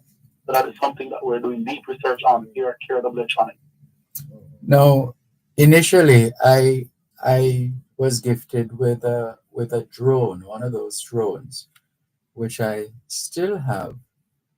But up to within the last few years, I was being told that you can't just get up and fly a drone anymore. I mean, that might have been for the early exploratory period. But do you know, for example, of the arrangements that are usually gone into in order to be able to get approval to fly one of those devices? All right. So in terms of approval, I know that the frequencies that the drones are operating on, so a lot of those frequencies are the license. Regular persons have that license, kind of like an open license. What I know for sure is that in terms of operating the drone, I know you can't operate near certain places. So like the airport, a lot of places like that, they're out of bounds. And I'm assuming, I'm not 100% sure, but I'm thinking places like police stations and stuff like that. They may not want, especially drones that capture images, to be at those locations, but there are some specific areas though they can operate a drone for recreational uses. And in terms of training, it's best for a person to kind of get practice on drones first, because it's not that easy to manually, remotely operate the drone. You have to have a lot of good reaction time with your hands. And of course, being able to, watch the environment in terms of the wind, and of course, control. Okay. So yeah, it's good to have practice with the cheaper drones, and then the more professional ones, they have more auto-flying features to help you out as well. Okay, hold it right there. A few more questions for you as we continue on this afternoon's edition of Both Sides of the Story, Poro 106 FM. I'm Dervan Malcolm. Our guest is robotics STEM engineer Wayne Thompson, sharing with us on the subject of the future of STEM, artificial intelligence, and robotics. His outfit is KRW Tronics. That's the name of his enterprise, KRW Tronics. There's more after the break. You're listening to Power 106 FM. The time is now 11 minutes to 4 o'clock in the afternoon here at Broadcast House, 32 Lyndhurst Road, Kingston 5, St. Andrew, Jamaica. Conrad Douglas and Associates Limited and its subsidiary Environmental Science and Technology Limited, the leading environmental management consultancy firm in Jamaica for over 38 years, joins in celebrating World Environment Day 2024 under the theme Land Restoration, Desertification and Drought Resilience. CDA Tech operates by their slogan statements: quality service at its best and science and technology for sustainable development. Call them at 876-929-8824 or visit 14 Carvalho Drive, Kingston 10.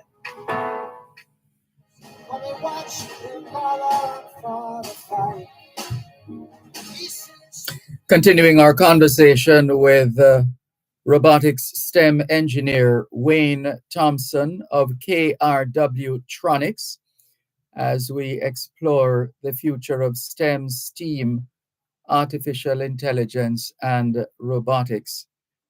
So Wayne Thompson, how do you see the use of these drones going forward? What will ensure some amount of what would ensure some level of sustainability?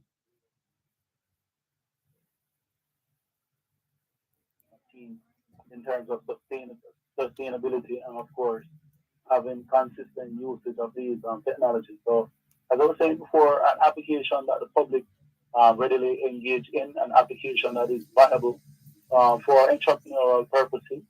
And of course, for example, there are a lot of persons now they're doing a bird's eye view of properties. That seems to be a big selling point. Of course, these videos can be live streamed as well. So that's a very important application. Of course, I think that different persons can use it. I say the tourism sector using this. I see persons in land surveying using this kind of concept. Of course, even persons in media. I mean, introduction to different programs. Persons may need a bird's eye view, and these video images and footages are very important. And I remember speaking with an engineer from JPS. They wanted to use the drones to check things on the lines as well. So that's an important application as well for line inspection. So especially for things that are required at a high level in terms of high elevations above ground. For example, we're thinking of future applications like cleaning the glass and windows of high-rise buildings. So we're getting more of those in Jamaica now. And of course, there are also been experimentation in food delivery with some of the bigger drones as well. So that one I'm interested, very fascinated to see that technology come more on board as well. So specific applications that are needed for society, I think that is what will help these technologies to be very, very sustainable. Mm-hmm. And how do you find the general aptitude of the students who come within your STEM Robotics Academy? The general aptitude of the students typically are on the techie end. I find that, of course, a lot of the techie students are the ones that really gravitate with. Of course, these are some of the students who will sometimes already have a high interest in mathematics and physics and technology overall. So these are the students that want to experiment. These are the students that want to try a wide variety of things, even things that I wasn't thinking about or things that I would even allow them to try. So they always come up with some unusual ideas, creative, sometimes futuristic as well. So I find that the kids are very, very passionate about things working and things moving and lights flashing and things being automated. And so it is very, very good to tap into those energies and also allow them to build on it. And I think what should happen is that I know that more and more schools are implementing, but implementation for some schools, there is a big disparity in terms of resources from one school to another, massive. And so if the playing field were a little bit level up, what would happen is that a lot more students who want to be exposed would have been exposed from especially some non-traditional schools as well. So that is some of the things that I've been seeing. So from my background, there are a lot of private schools that do robotics and a lot of public traditional schools that are into robotics, and a lot of the non-traditional ones. So that is another gap that I want to help bridge. And I know that Digital Jamaica would have been assisting as well. And of course, other companies as well, Epico, and of course, Uprising Academy, to kind of level the playing field and give more persons access so that they can also have opportunities to, interact with technology, because sometimes you never know what some of these students may suggest in terms of an improvement on a technology that can go very, very far away. I think you mentioned a gap a short while ago. Yes. Sorry, go ahead. Yes, so I mentioned the gap in terms of resource gaps. So there are different resource gaps between different schools. Mm-hmm. So you may find that some schools would be able to have a lot more workshops than other schools, and of course they will be able to procure the equipment um, at a higher level and at a higher rate and in larger quantities than other schools as well. So there is that disparity among in the school system as well, unfortunately. But that has been playing out, and it has been playing out in a very bold way. And there's a level of competitiveness as well, isn't there? Because there are a couple of tournaments in any given year, correct? Yes, that's correct. So in terms of the competitiveness of the robotics, that is extremely high. If you think about boys jump, same energy, everybody wants to win. You think about like football or cricket, so there is that level of competitiveness as well. And also, I think for robotics, there is that level of achievement when persons get their robot to perform the best on the day, and of course, overcome the challenges that were set in front of them. So there's that level of achievement and accomplishment as well when they're able to write their programs and execute their autonomous coding as well. As well as with the competitive edge and the competitive nature of the students, very, very high and always there and perfect. And there are initiatives as well, aren't there, in terms of at the technology level, like an arrangement with Google or some other entity, etc. In terms of initiatives, I know Google, a lot of these companies, they have. Sorry, it sounds like you're in a windy area. Yeah, I'm on outside. If you, okay. Yeah, so Google and some of these companies, they have platforms that we use. So they have platforms and platforms that we would use, freeware software that we would use to engage our students as well. So those are some of the ways that we would have participated with some of these companies. Google, DataCAD, and another company that we would have technology in that space will be companies like, for example, Microsoft as well. Yes. And well, it's also coming around to that time of year when the youngsters are seeking, or their parents and guardians seek to enlist them in some program or another to make them as productive as possible, notwithstanding the fun that they're supposed to have as well while studying and reading, exploring, etc. So that's so when it comes to the early July, after the first week that school has ended, then we will start our typical STEM camps here at Electronics as well. So we will have gaming, animation, navigational robotics, and all of those other things, game development, all of those kind of programs running as well. To what extent have you been able to identify viable opportunities with respect to STEM, artificial intelligence, and robotics? Can you repeat? I'm just trying to get a sense of whether you have been able to identify possible solutions and technical pursuits to create or enhance existing technologies. Are we there yet? In some areas, in terms of one of the things that I'm very interested in, I'm not sure if it's an improvement. I think because I think that would be something new. I mentioned the innovation in tourism, that gaming world. I'd love to introduce that. I know that. What is that? Because you mentioned it a couple of times. I should have asked you.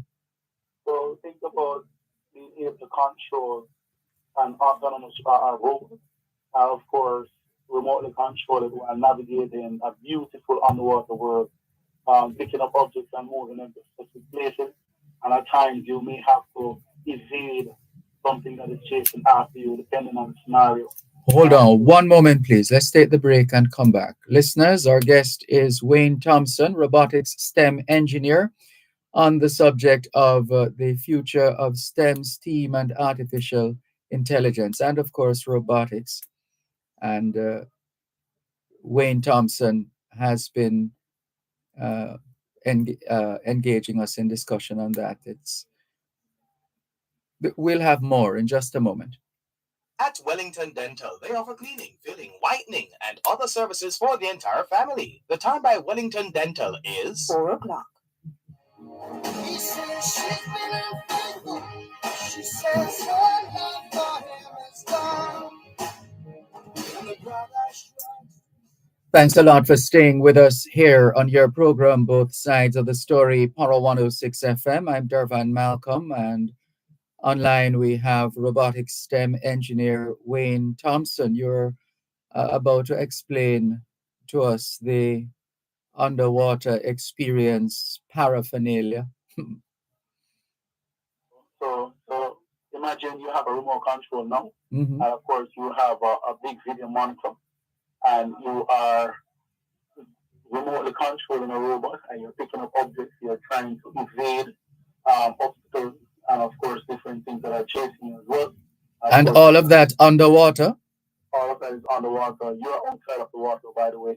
Oh. All of the robot is inside the water, and you have a monitor because you will have a camera system on it, so you'll be able to see your path as you move underwater as well. So it's a gaming world. It's something for entertainment and fun. And of course, what is going to be wrapping with as well is our Jamaican culture as well. Our patois, the different Jamaican colors, the Jamaican music, all of that stuff, the sounds, all of that stuff. So we just wrapped into it as an entertainment, something to just entertain persons who are in spaces where there's water. That is why we're targeting hotels and places like that.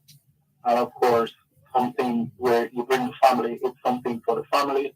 You can compete, and of course, I know that persons will have their own spin-off ideas as to how they can even make it more viable in terms of earnings as well. So, but we are kind of trying to pioneer the technology and the platform.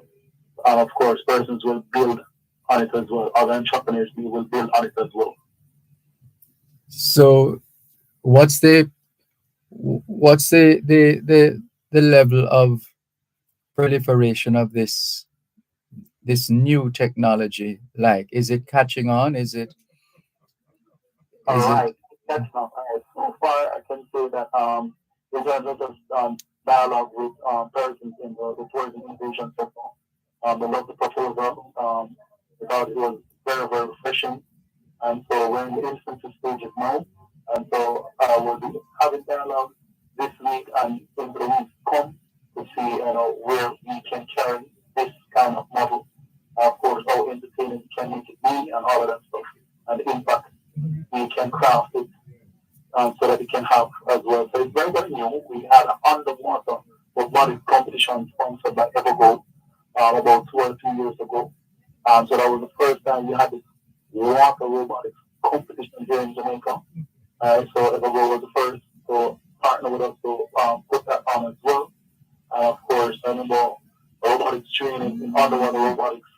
I went to one of those at CMU, Caribbean Maritime, where Sea Perch Robotics came as well, just to showcase their technology and stuff like that. So we were the first ones to say, okay, what can we use this to do? And of course, as I said with robotics, you have to search for applications. Else robotics will, die a natural death. And of course, in terms of persons not being as interested, so once we continue to develop our vacuum robots and we continue to use our drones to great effect in terms of applications, and we continue to use our underwater robots for business tasks. We can do for cleaning the marine as well, and also we can do for entertainment as well. And it will be very viable and sustainable as well, and it will stay with us as persons continue to innovate in the field as well. Mm-hmm. And so this is essentially then your area of focus right now, or is it that you have multiple irons in the fire? Well, in terms of, so I think the gaming world will be new focus, given that we want to carry this to a certain height. And of course, the team members, Marvin, Briscoe, they of course will be running with the traditional areas that would have used to cement our authority in the state up to now. We're going to have new robotics procurement where we're having larger robots that now has real chatbot box engines that we are going to do a lot of research. Right? So I may be partnering with a few institutions. So we're going to do a lot of research into my line of stuff. I like to take it academic route first because this new robots that called Yahoo our research platform, it's voice activated, it's voice controlled, and of course has an AI engine. So we want to use AI in a skillful and strategic way to bring out one learning outcomes, and then we'll look at to see how we can use it in corporate so we can attract some of our corporate persons as well. So within a few months when we get that platform, we will begin to explore and of course devise applications, things that we will want it to do, and problems we will want it to solve, or things we will want it to make easier. Existing things that are there, problems or issues we want to make it easier. So that those platforms to come as well. Mhm. It sounds like you have more than enough to keep you busy, you and your team. No thanks, Dervan. Well, we're happy for the update and sense of purpose going forward as far as you and your team are concerned. We congratulate you and please keep us in the loop. We always want to know whenever the new technologies and initiatives are on tap. Of course, most definitely. Of course, in July we will have our, of course, annual robotic scans where a person can come and of course be engaged in coding and robotics and all of that stuff. And of course we'll be matching it up to some high levels as well with more camera and technological interactions as well. Carrying students into the world of renewable energies as well. And of course showing them some of those setups to see what's possible. And of course so we can twine and connect it to our existing system so we can have clean power as well. So that's another aspect that we will bring into the party this summer as well. And of course, we will have our annual robotics tournament. Of course, we had it in April. Of course, that one is of course scheduled for next April as well. So we will continue to train schools and of course with more persons to participate as the last one was epic as well. We thank the Power 106 to of course give us some highlights on the tournament as well. Yeah. All right, we'll see how that goes. And the summer camp runs from when? All right, so typically the summer camp will run from the second week of July, because normally they will start school in the first week of July, so from the second week up to the fourth week of July. Okay. So we're looking at about 3 weeks here about. And for the benefit of parents and guardians who are trying to figure out where to send their children. Okay, so the summer camp will be held on at 14 to 16 West Avenue, and that's the grounds of the Jamaica Theological Seminary. So that's 14 to 16 West Avenue, Kingston 8, and Jamaica. Okay. Good. And the hours will generally be what? The hours will be from 9 a.m. to 3 p.m. Okay. All right. Sounds good. So let's see if we'll have to check in with you again soon for further developments. But for now, we thank you very much for keeping us in the loop and giving us a sense of what to expect technologically speaking. Thanks for being on as well, Dervan. Thanks for having me. Well, it's the least we can do, as we always say. You're the ones doing the heavy lifting. We just feel honored and pleased to be able to share your work with Jamaica and the rest of the world. Thank you very much, Wayne Thompson. It's been a pleasure. Thanks for having me. Thanks for being on, Dervan. Anytime. Take care. Bye-bye. So that's Wayne Thompson of KRW Tronics. He's a robotics STEM engineer, and we've been getting updates from Wayne Thompson with respect to STEM, STEAM, artificial intelligence, and robotics. So we have an idea. Franklin McDonald has shared with us a connection, a link to a website that speaks to Jamaica drone laws. Jamaica drone laws. For those of us who own drones, would be advised to improve our appreciation and understanding of these matters, and might want to wrap them around the head right now just to make sure that we are au fait with the Jamaica drone laws. So just a quick scan here, Jamaica drone laws, drone permits in Jamaica, bringing your drone on airplanes, best travel accessories, drone travel guide articles, traveling with drone batteries on a plane, and there's the option of contacting this link for further questions. All right. Thank you very much, Franklin McDonald, for directing our attention to the Jamaica drone laws. Over to Franklin McDonald to unearth some more information and share. We always appreciate your work, Mr. McDonald. Thank you very much. And all the very best. Let's clear a few messages in the meantime. 876-365-3346.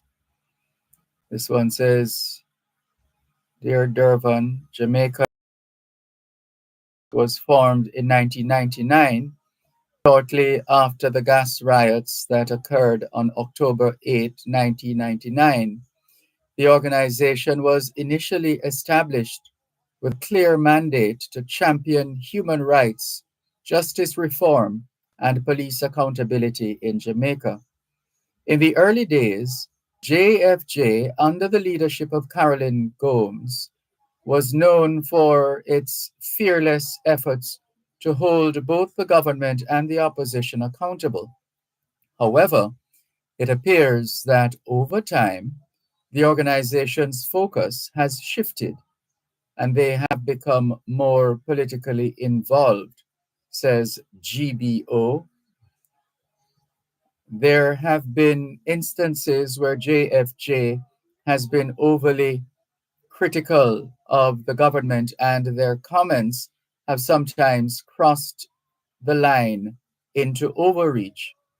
It is worth noting that they, along with the PNP and other groups, advocate for relinquishing the monarchy and the Privy Council. However, they have been silent on the issue of dual citizenship. Furthermore, the PNP's reluctance to have a referendum on the matter of the CCJ versus Privy Council is an issue that JFJ should be advocating for, as it should not be solely decided by politicians. This lack of commentary from JFJ raises concerns about bias and selective criticism. It is essential for civil society organizations like JFJ to maintain transparency and impartiality in their advocacy work. The organization should consider reverting to its original mandate and continue advocating for the rights and interests of the Jamaican people in a fair and impartial manner. This will help ensure that JFJ's credibility and the important work of civil society organizations are not undermined. And this lengthy message comes from a listener who goes by the moniker GBO, the letters GBO. Thank you for your message. Let's go to the break and come back.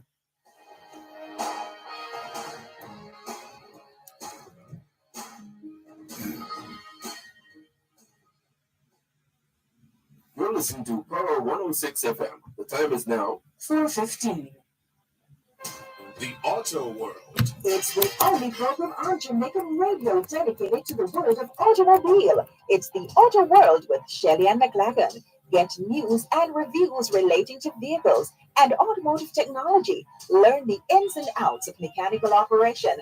Find out about the various stakeholders in the local and international automotive sectors. From auto finance to road safety to motorcycles, the Auto World is your one-stop shop for everything auto.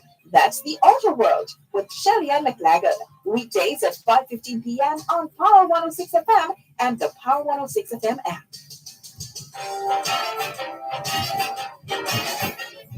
We always need to hear both sides of the story.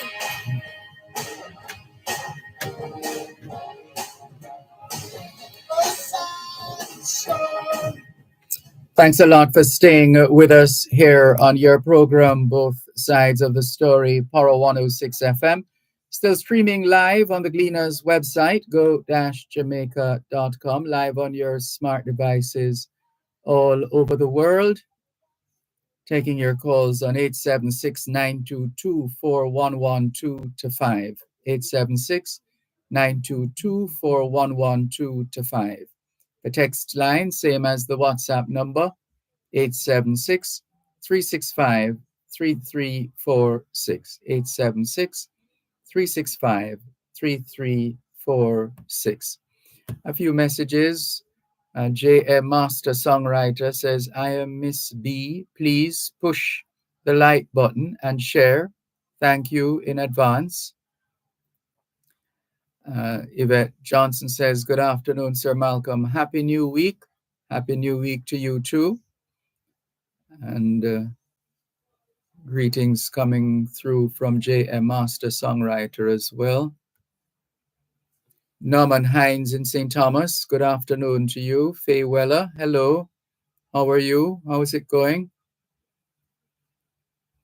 Also, afternoon greetings to Mike Montgomery, one of our regular listeners. Thank you very much for tuning in as usual. Mike Montgomery.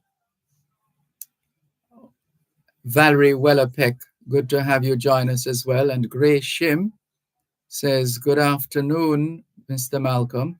Streaming and waiting for rain. Time hot, walk good. And you do likewise, Gray Shim. Velta Wilson, good afternoon to you. Jeannie Chambers, hello. Thank you very much for your messages as well. And keep them coming. Inez Ayona Campbell says, a pleasant Monday afternoon, everyone. To you too, Inez Campbell. Jeannie Chambers, good afternoon. Hubert Fowlin says, it's another pleasant Monday afternoon to Mr. Dervan Malcolm, both sides of the story, Power 106 FM, and your listening audiences. Thank you very much, Hubert Fowlin, and all the very best as we continue with more on your program, Both Sides of the Story, here on Power 106 FM, still streaming live on the Gleaners website, go-jamaica.com, live on your smart devices all over the world. And taking your calls on 876-922-4112-5, 876-922-4112-5. And some updates for you, our faithful listeners. Jury pool for possible cartel retrial tainted by Sir P, other vloggers, claims Sean Storm's sister.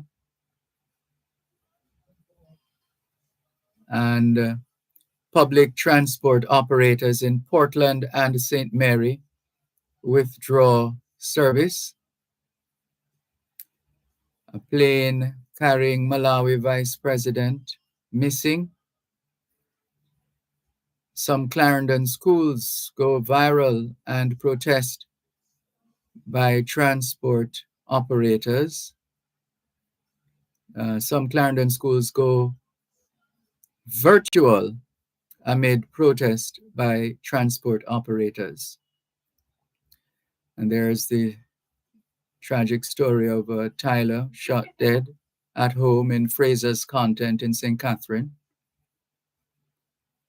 And newly chosen Haitian Prime Minister discharged from hospital.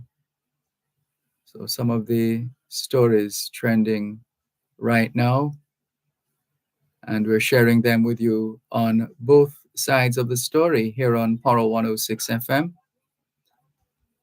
as we continue to field your questions and read your comments and your messages in general. What's on your mind this afternoon? Feel free to share. 876-922-411225. 876-922-411225. Fascinating segment we had earlier on with respect to the future of STEM, STEAM, and artificial intelligence, along with robotics. But it's nothing to be afraid of. As my late mother would say, "And a supna go, a supna come." And so we have to prepare ourselves for the vagaries of technological advancements and related matters.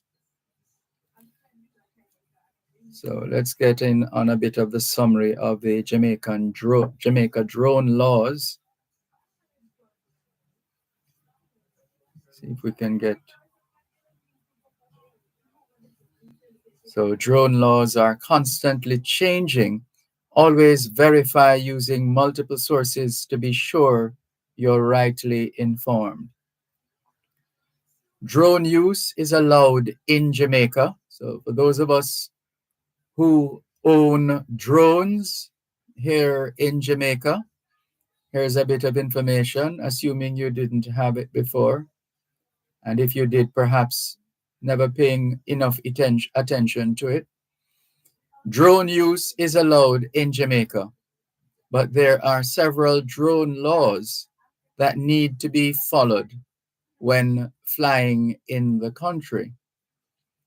Operators must ensure that they follow the following drone laws when flying in Jamaica. Do not fly your drone over people or large crowds. Respect others' privacy when flying your drone.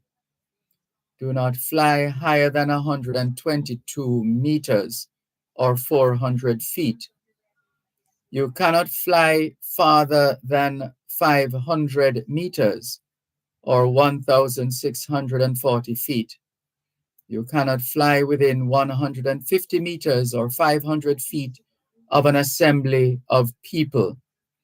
You cannot fly within 50 meters or 165 feet of any person.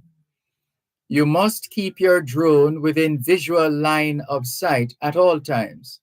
You cannot use range extending equipment such as PPVs without permission. You must stay away at least 5 kilometers or 3.1 miles away from any airport or aircraft.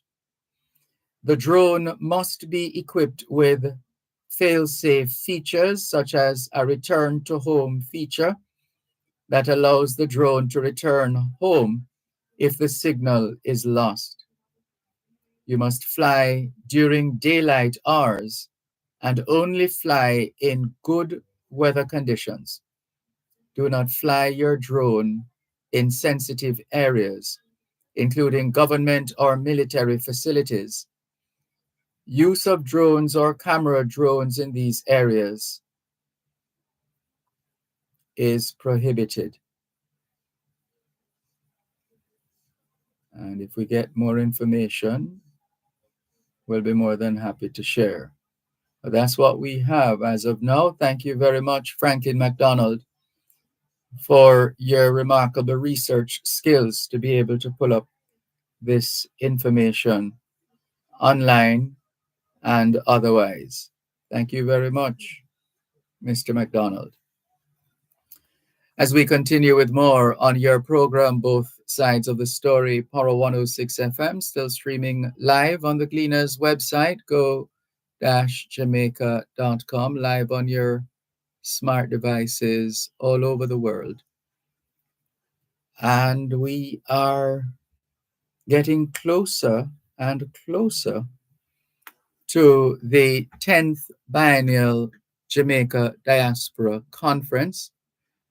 And you're going to be hearing more as we get closer to the 16th. It's the 16th to the 19th of June at the Montego Bay Convention Center in the friendly city of Montego Bay, St. James, Jamaica. So we look forward to that. We started off with a bang with respect to, at least for us, those of us who were on Saturday morning on the Jamaican Diaspora Live Online. We teamed up with Shauna Chin and had a bit of a blast off. And there's still a lot more to come. So go ahead and encourage your family members, friends, neighbors, colleagues to be a part of the experience. The 10th Biennial Jamaica Diaspora Conference. So that is of significance. And already Jamaicans are coming home. We're not going to call too many names this afternoon, but they're coming home and looking to experience the 10th Biennial Jamaica Diaspora Conference. It's JDC 10 for short. So the full name is 10th Biennial Jamaica Diaspora Conference, or JDC 10 for short. The theme is United Jamaica's Transformation, Fostering Peace, Productivity, and Youth Empowerment. And as we said, it's from the 16th to the 19th, Sunday 16th, Wednesday, June 19th, Diaspora Day of Service on Thursday, June 20th, Montego Bay Convention Center venue. The conveners of this conference, the Ministry of Foreign Affairs and Foreign Trade. It's what it boils down to is a grand, one big homecoming, and there is a level of expectation in the air.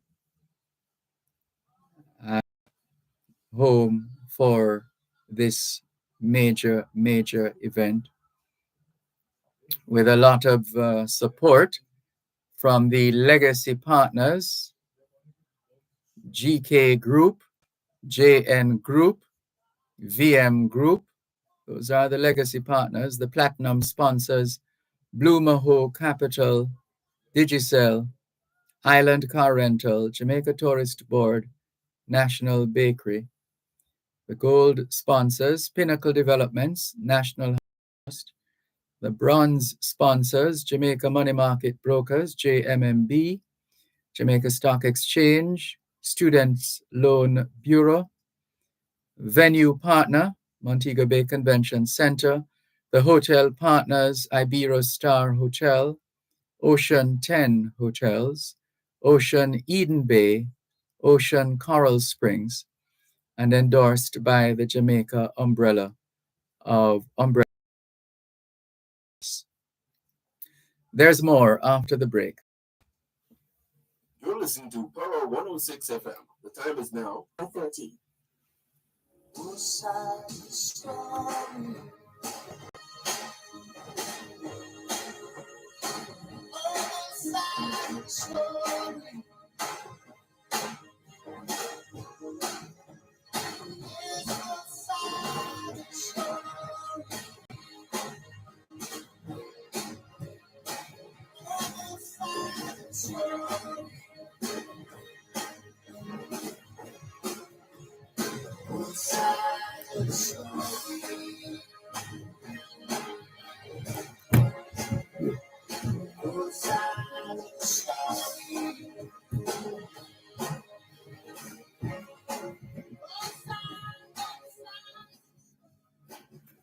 Thanks a lot for staying with us here on your program, Both Sides of the Story, Power 106 FM, still streaming live on the Gleaners website, go-jamaica.com, live on your smart devices all over the world.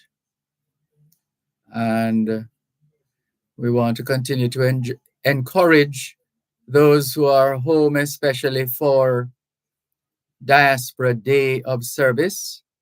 That is on Thursday, the 20th. I believe that's what it is. Yes, Thursday, June 20th, the Diaspora Day of Service, an opportunity to give back to your school, to your church, to the community in which you grew up,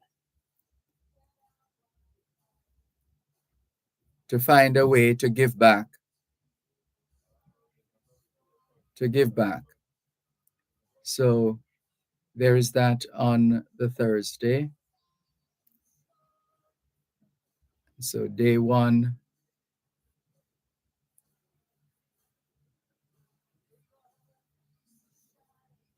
the cultural overlay legacy partner hosted activity, VM group. And there's a whole range of initiatives and experiences. And we encourage support. The JAMPRO themed Power Breakfast, that's by invitation. The opening ceremony with keynote speaker. The plenaries, breakout sessions, riverside chat discussions. The marketplace and B2B meetings, government at your service. Luncheon hosted by PICA, Passport Immigration and Citizenship Agency. Youth Innovation Challenger runner-up presentation, workshops and meetings. Legacy Partner hosted activity, JN Group. They have the other plenaries, breakout sessions, workshops, riverside chat, discussions, marketplace, and B2B meetings. Government at your service. Governor General Diaspora Achievement Awards luncheon, closing ceremony and handover, chair, final session, legacy partner hosted activity, GK Group. And we've already shared some of the information with respect to the conference partners and sponsors. And we want to wish all the stakeholders, all the participants,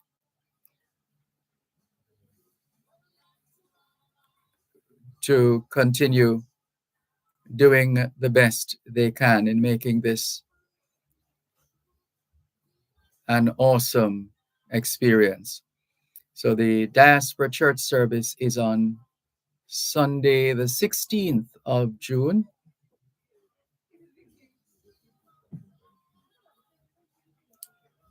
And the welcome reception is on the 16th of June as well. And that's at the Montego Bay Convention Center. And then on Tuesday, the 18th of June, the opening ceremony at the Montego Bay Convention Center. The keynote speaker, Prime Minister Holness. There's also the planned dialogue, the comprehensive program designed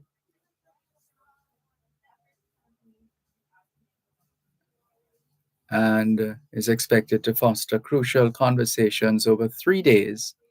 It will include security, business, trade, investment, community development, youth empowerment, the orange economy, health, technology, youth empowerment, and education.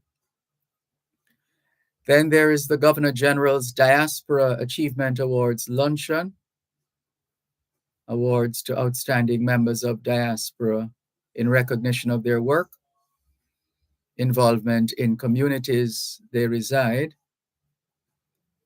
and a reminder that the Diaspora Marketplace is a part of the 10th Biennial Global Jamaica Diaspora Conference. And we are told the Diaspora Marketplace is sold out exhibition of goods and services, private sector, range of public sector entities, small, medium, and micro businesses, local and diaspora.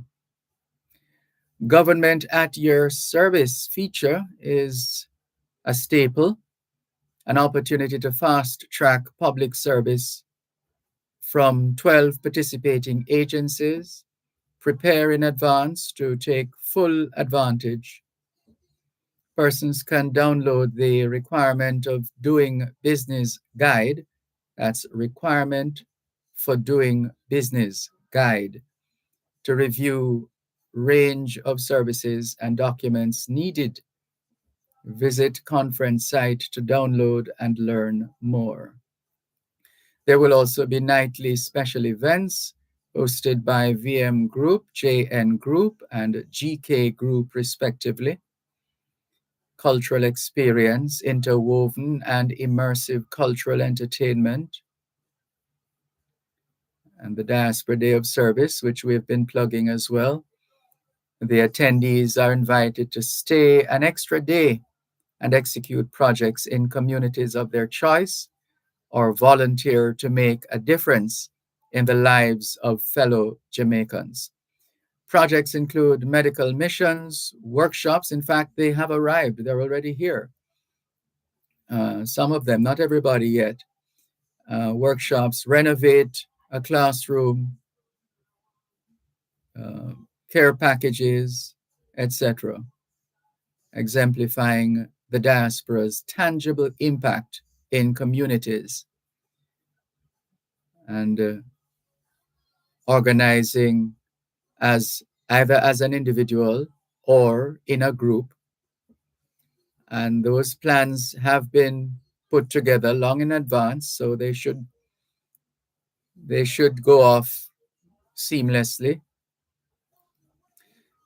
And for those who have signed up, more power to you. Well done. Congratulations.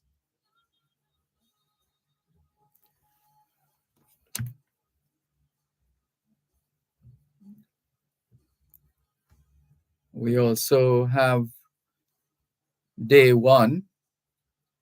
Day one of conference is Monday, the 17th of June. And you can be a part of the plenaries, the breakout sessions, the Riverside chats, discussions. There will be the opening, marketplace, and government at your service. There's a luncheon hosted by Blue Maho Capital, Youth Innovation Challenge winner presentation, workshops, and meetings. So that's what's coming up, and it's a lot. And let's embrace our own people and celebrate them as they continue to give back, as they continue to play their part in the development of this blessed country, Jamaica, land we love.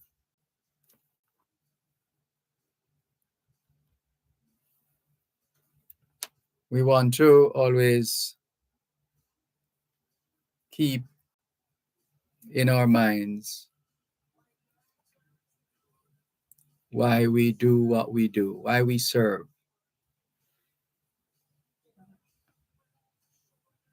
and how we relate to each other. Very important.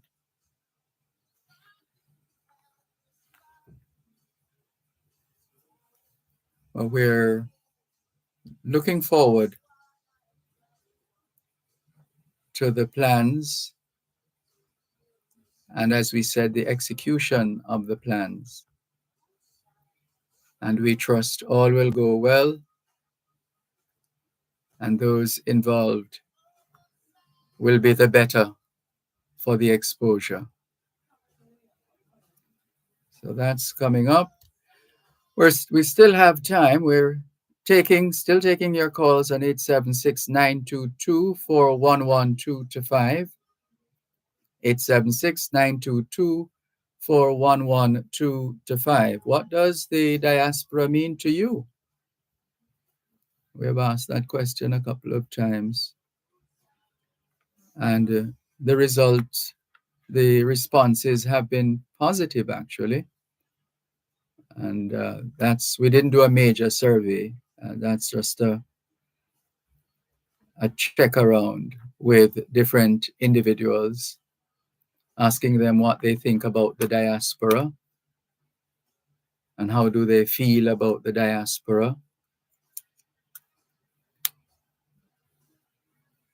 And what would they like to be discussed at the diaspora conference? What are the issues that our people think should be looked into and dealt with and presented on the conference floor?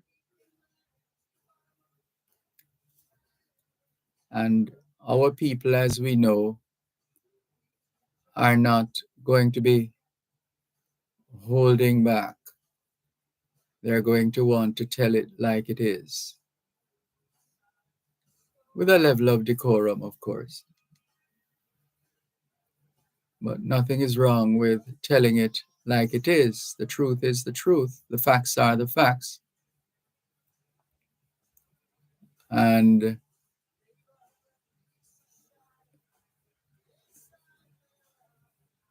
let the chips fall where they may.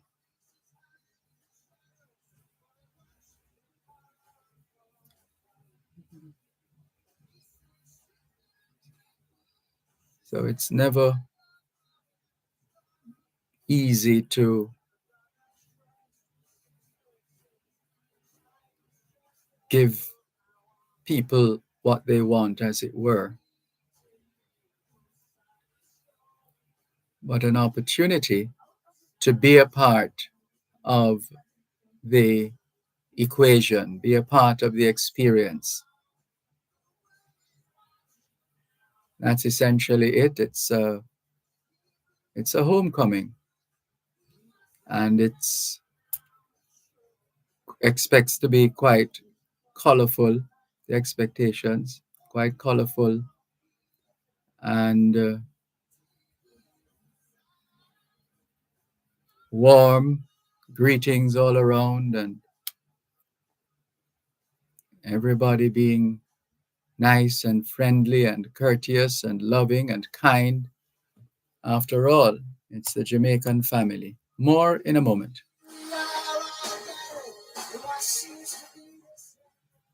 listening to Power 106 FM. The time is now 4:45. Are you looking for a powerful platform to promote your business in North America or the UK? Look no further than The Gleaner. Reach the diaspora and ignite brand awareness through your geo-targeted publications. Call 876-922-3400 or your Gleaner representative to explore the available options and book your ads. Or email us at advertising@gleanerjm.com. Actualize your brand's potential today with The Gleaner, where life unfolds.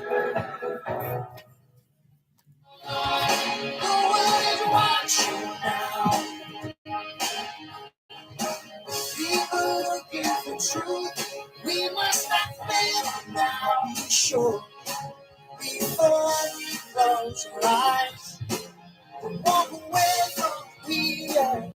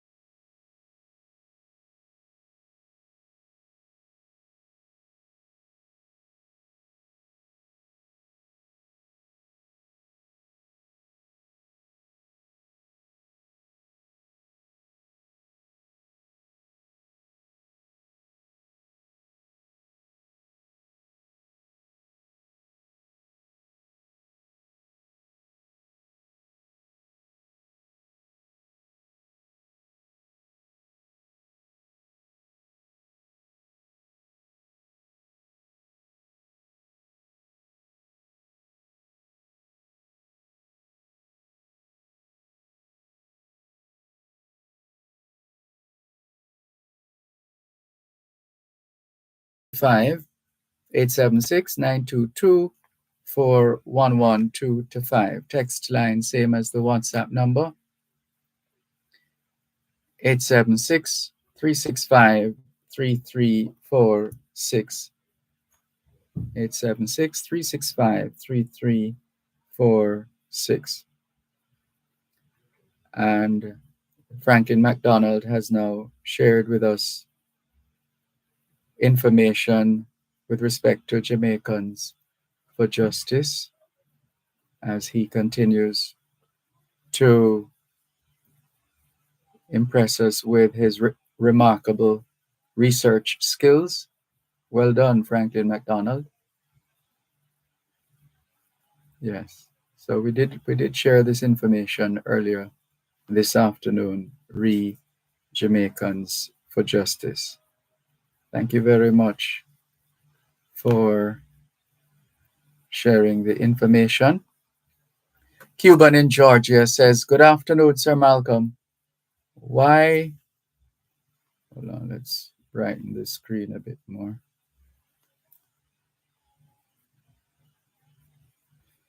Yes, so this message says, good afternoon, Sir Malcolm. Why do some listeners continue to beat a dead horse that can't move? Come on now. The people of Jamaica deserve a better administration than this one. Because if not, or all things they doing is against the people of Jamaica with a lot of empty and broken promises. We are tired of this. Development is stagnant. Sir Malcolm, how come the citizens of Negril are still carrying buckets of water to bathe? Sir Malcolm, former Prime Minister, is getting a big backlash from the Jamaicans home from what he said about the Jamaican diaspora. Where is that quotation, Cuban in Georgia? Sorry, we missed it. Or was it the original words that he expressed?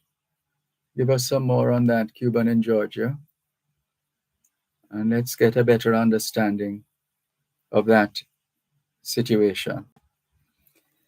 In the meantime, keep those messages coming in. 876-922-4112-5, 876-922-4112-5, and the text line, same as the WhatsApp number, 876-365-3346, 876-365-3346. And we read this lengthy message already from GBO. Franklin MacDonald gets on the money once again. He says, Dervan, all the things I sent you are available in about 20 seconds by doing a Safari or Google search on the same smartphone here. This used to call you. This is what I used to call you. Okay. Thank you, Mr. MacDonald. Can we thank you once again for the privilege of serving you on yet another edition of your program, Both Sides of the Story, for today, Monday, the 10th of June, 2024. The moving finger writes, and having writ moves on, nor all your piety nor wit shall lure it back to cancel half a line, nor all your tears wash out a word of it. All things being well, Both Sides of the Story returns tomorrow afternoon, 2 to 5. Till then, this is Dervan Malcolm reminding all of us that every day is an opportunity to do better than yesterday. Take care.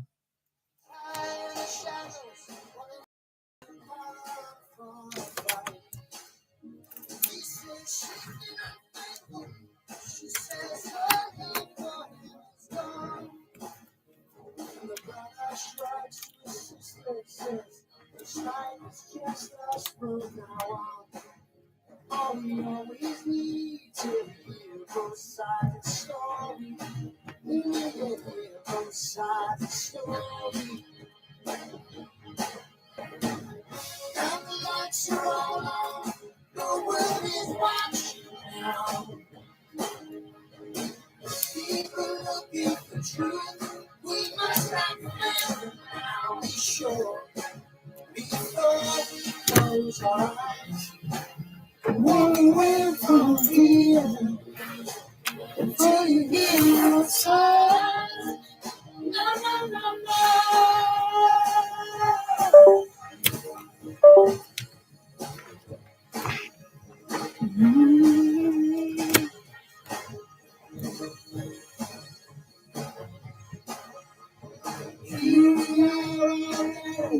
I see the sun strong.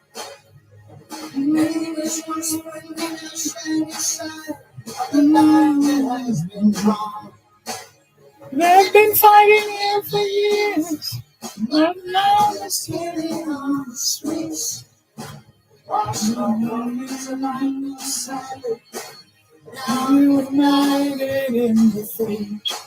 All we always need to hear is the song. Let's all out the way you're watching now. People looking for truth. You're listening to Power 106 FM. The time is now 5 o'clock. news. Comprehensive. Zora, you got it. Powerful and credible. Power 106 FM now presents a simulcast of Radio Jamaica's News at 5.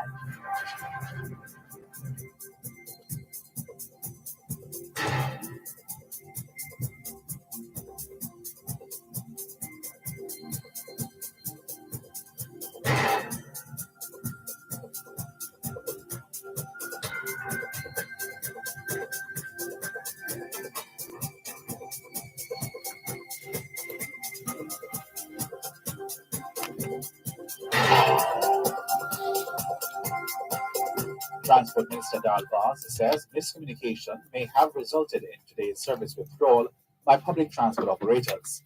Court of Appeal to request audit of all cases it returned to the Supreme Court for trial over the last 6 years.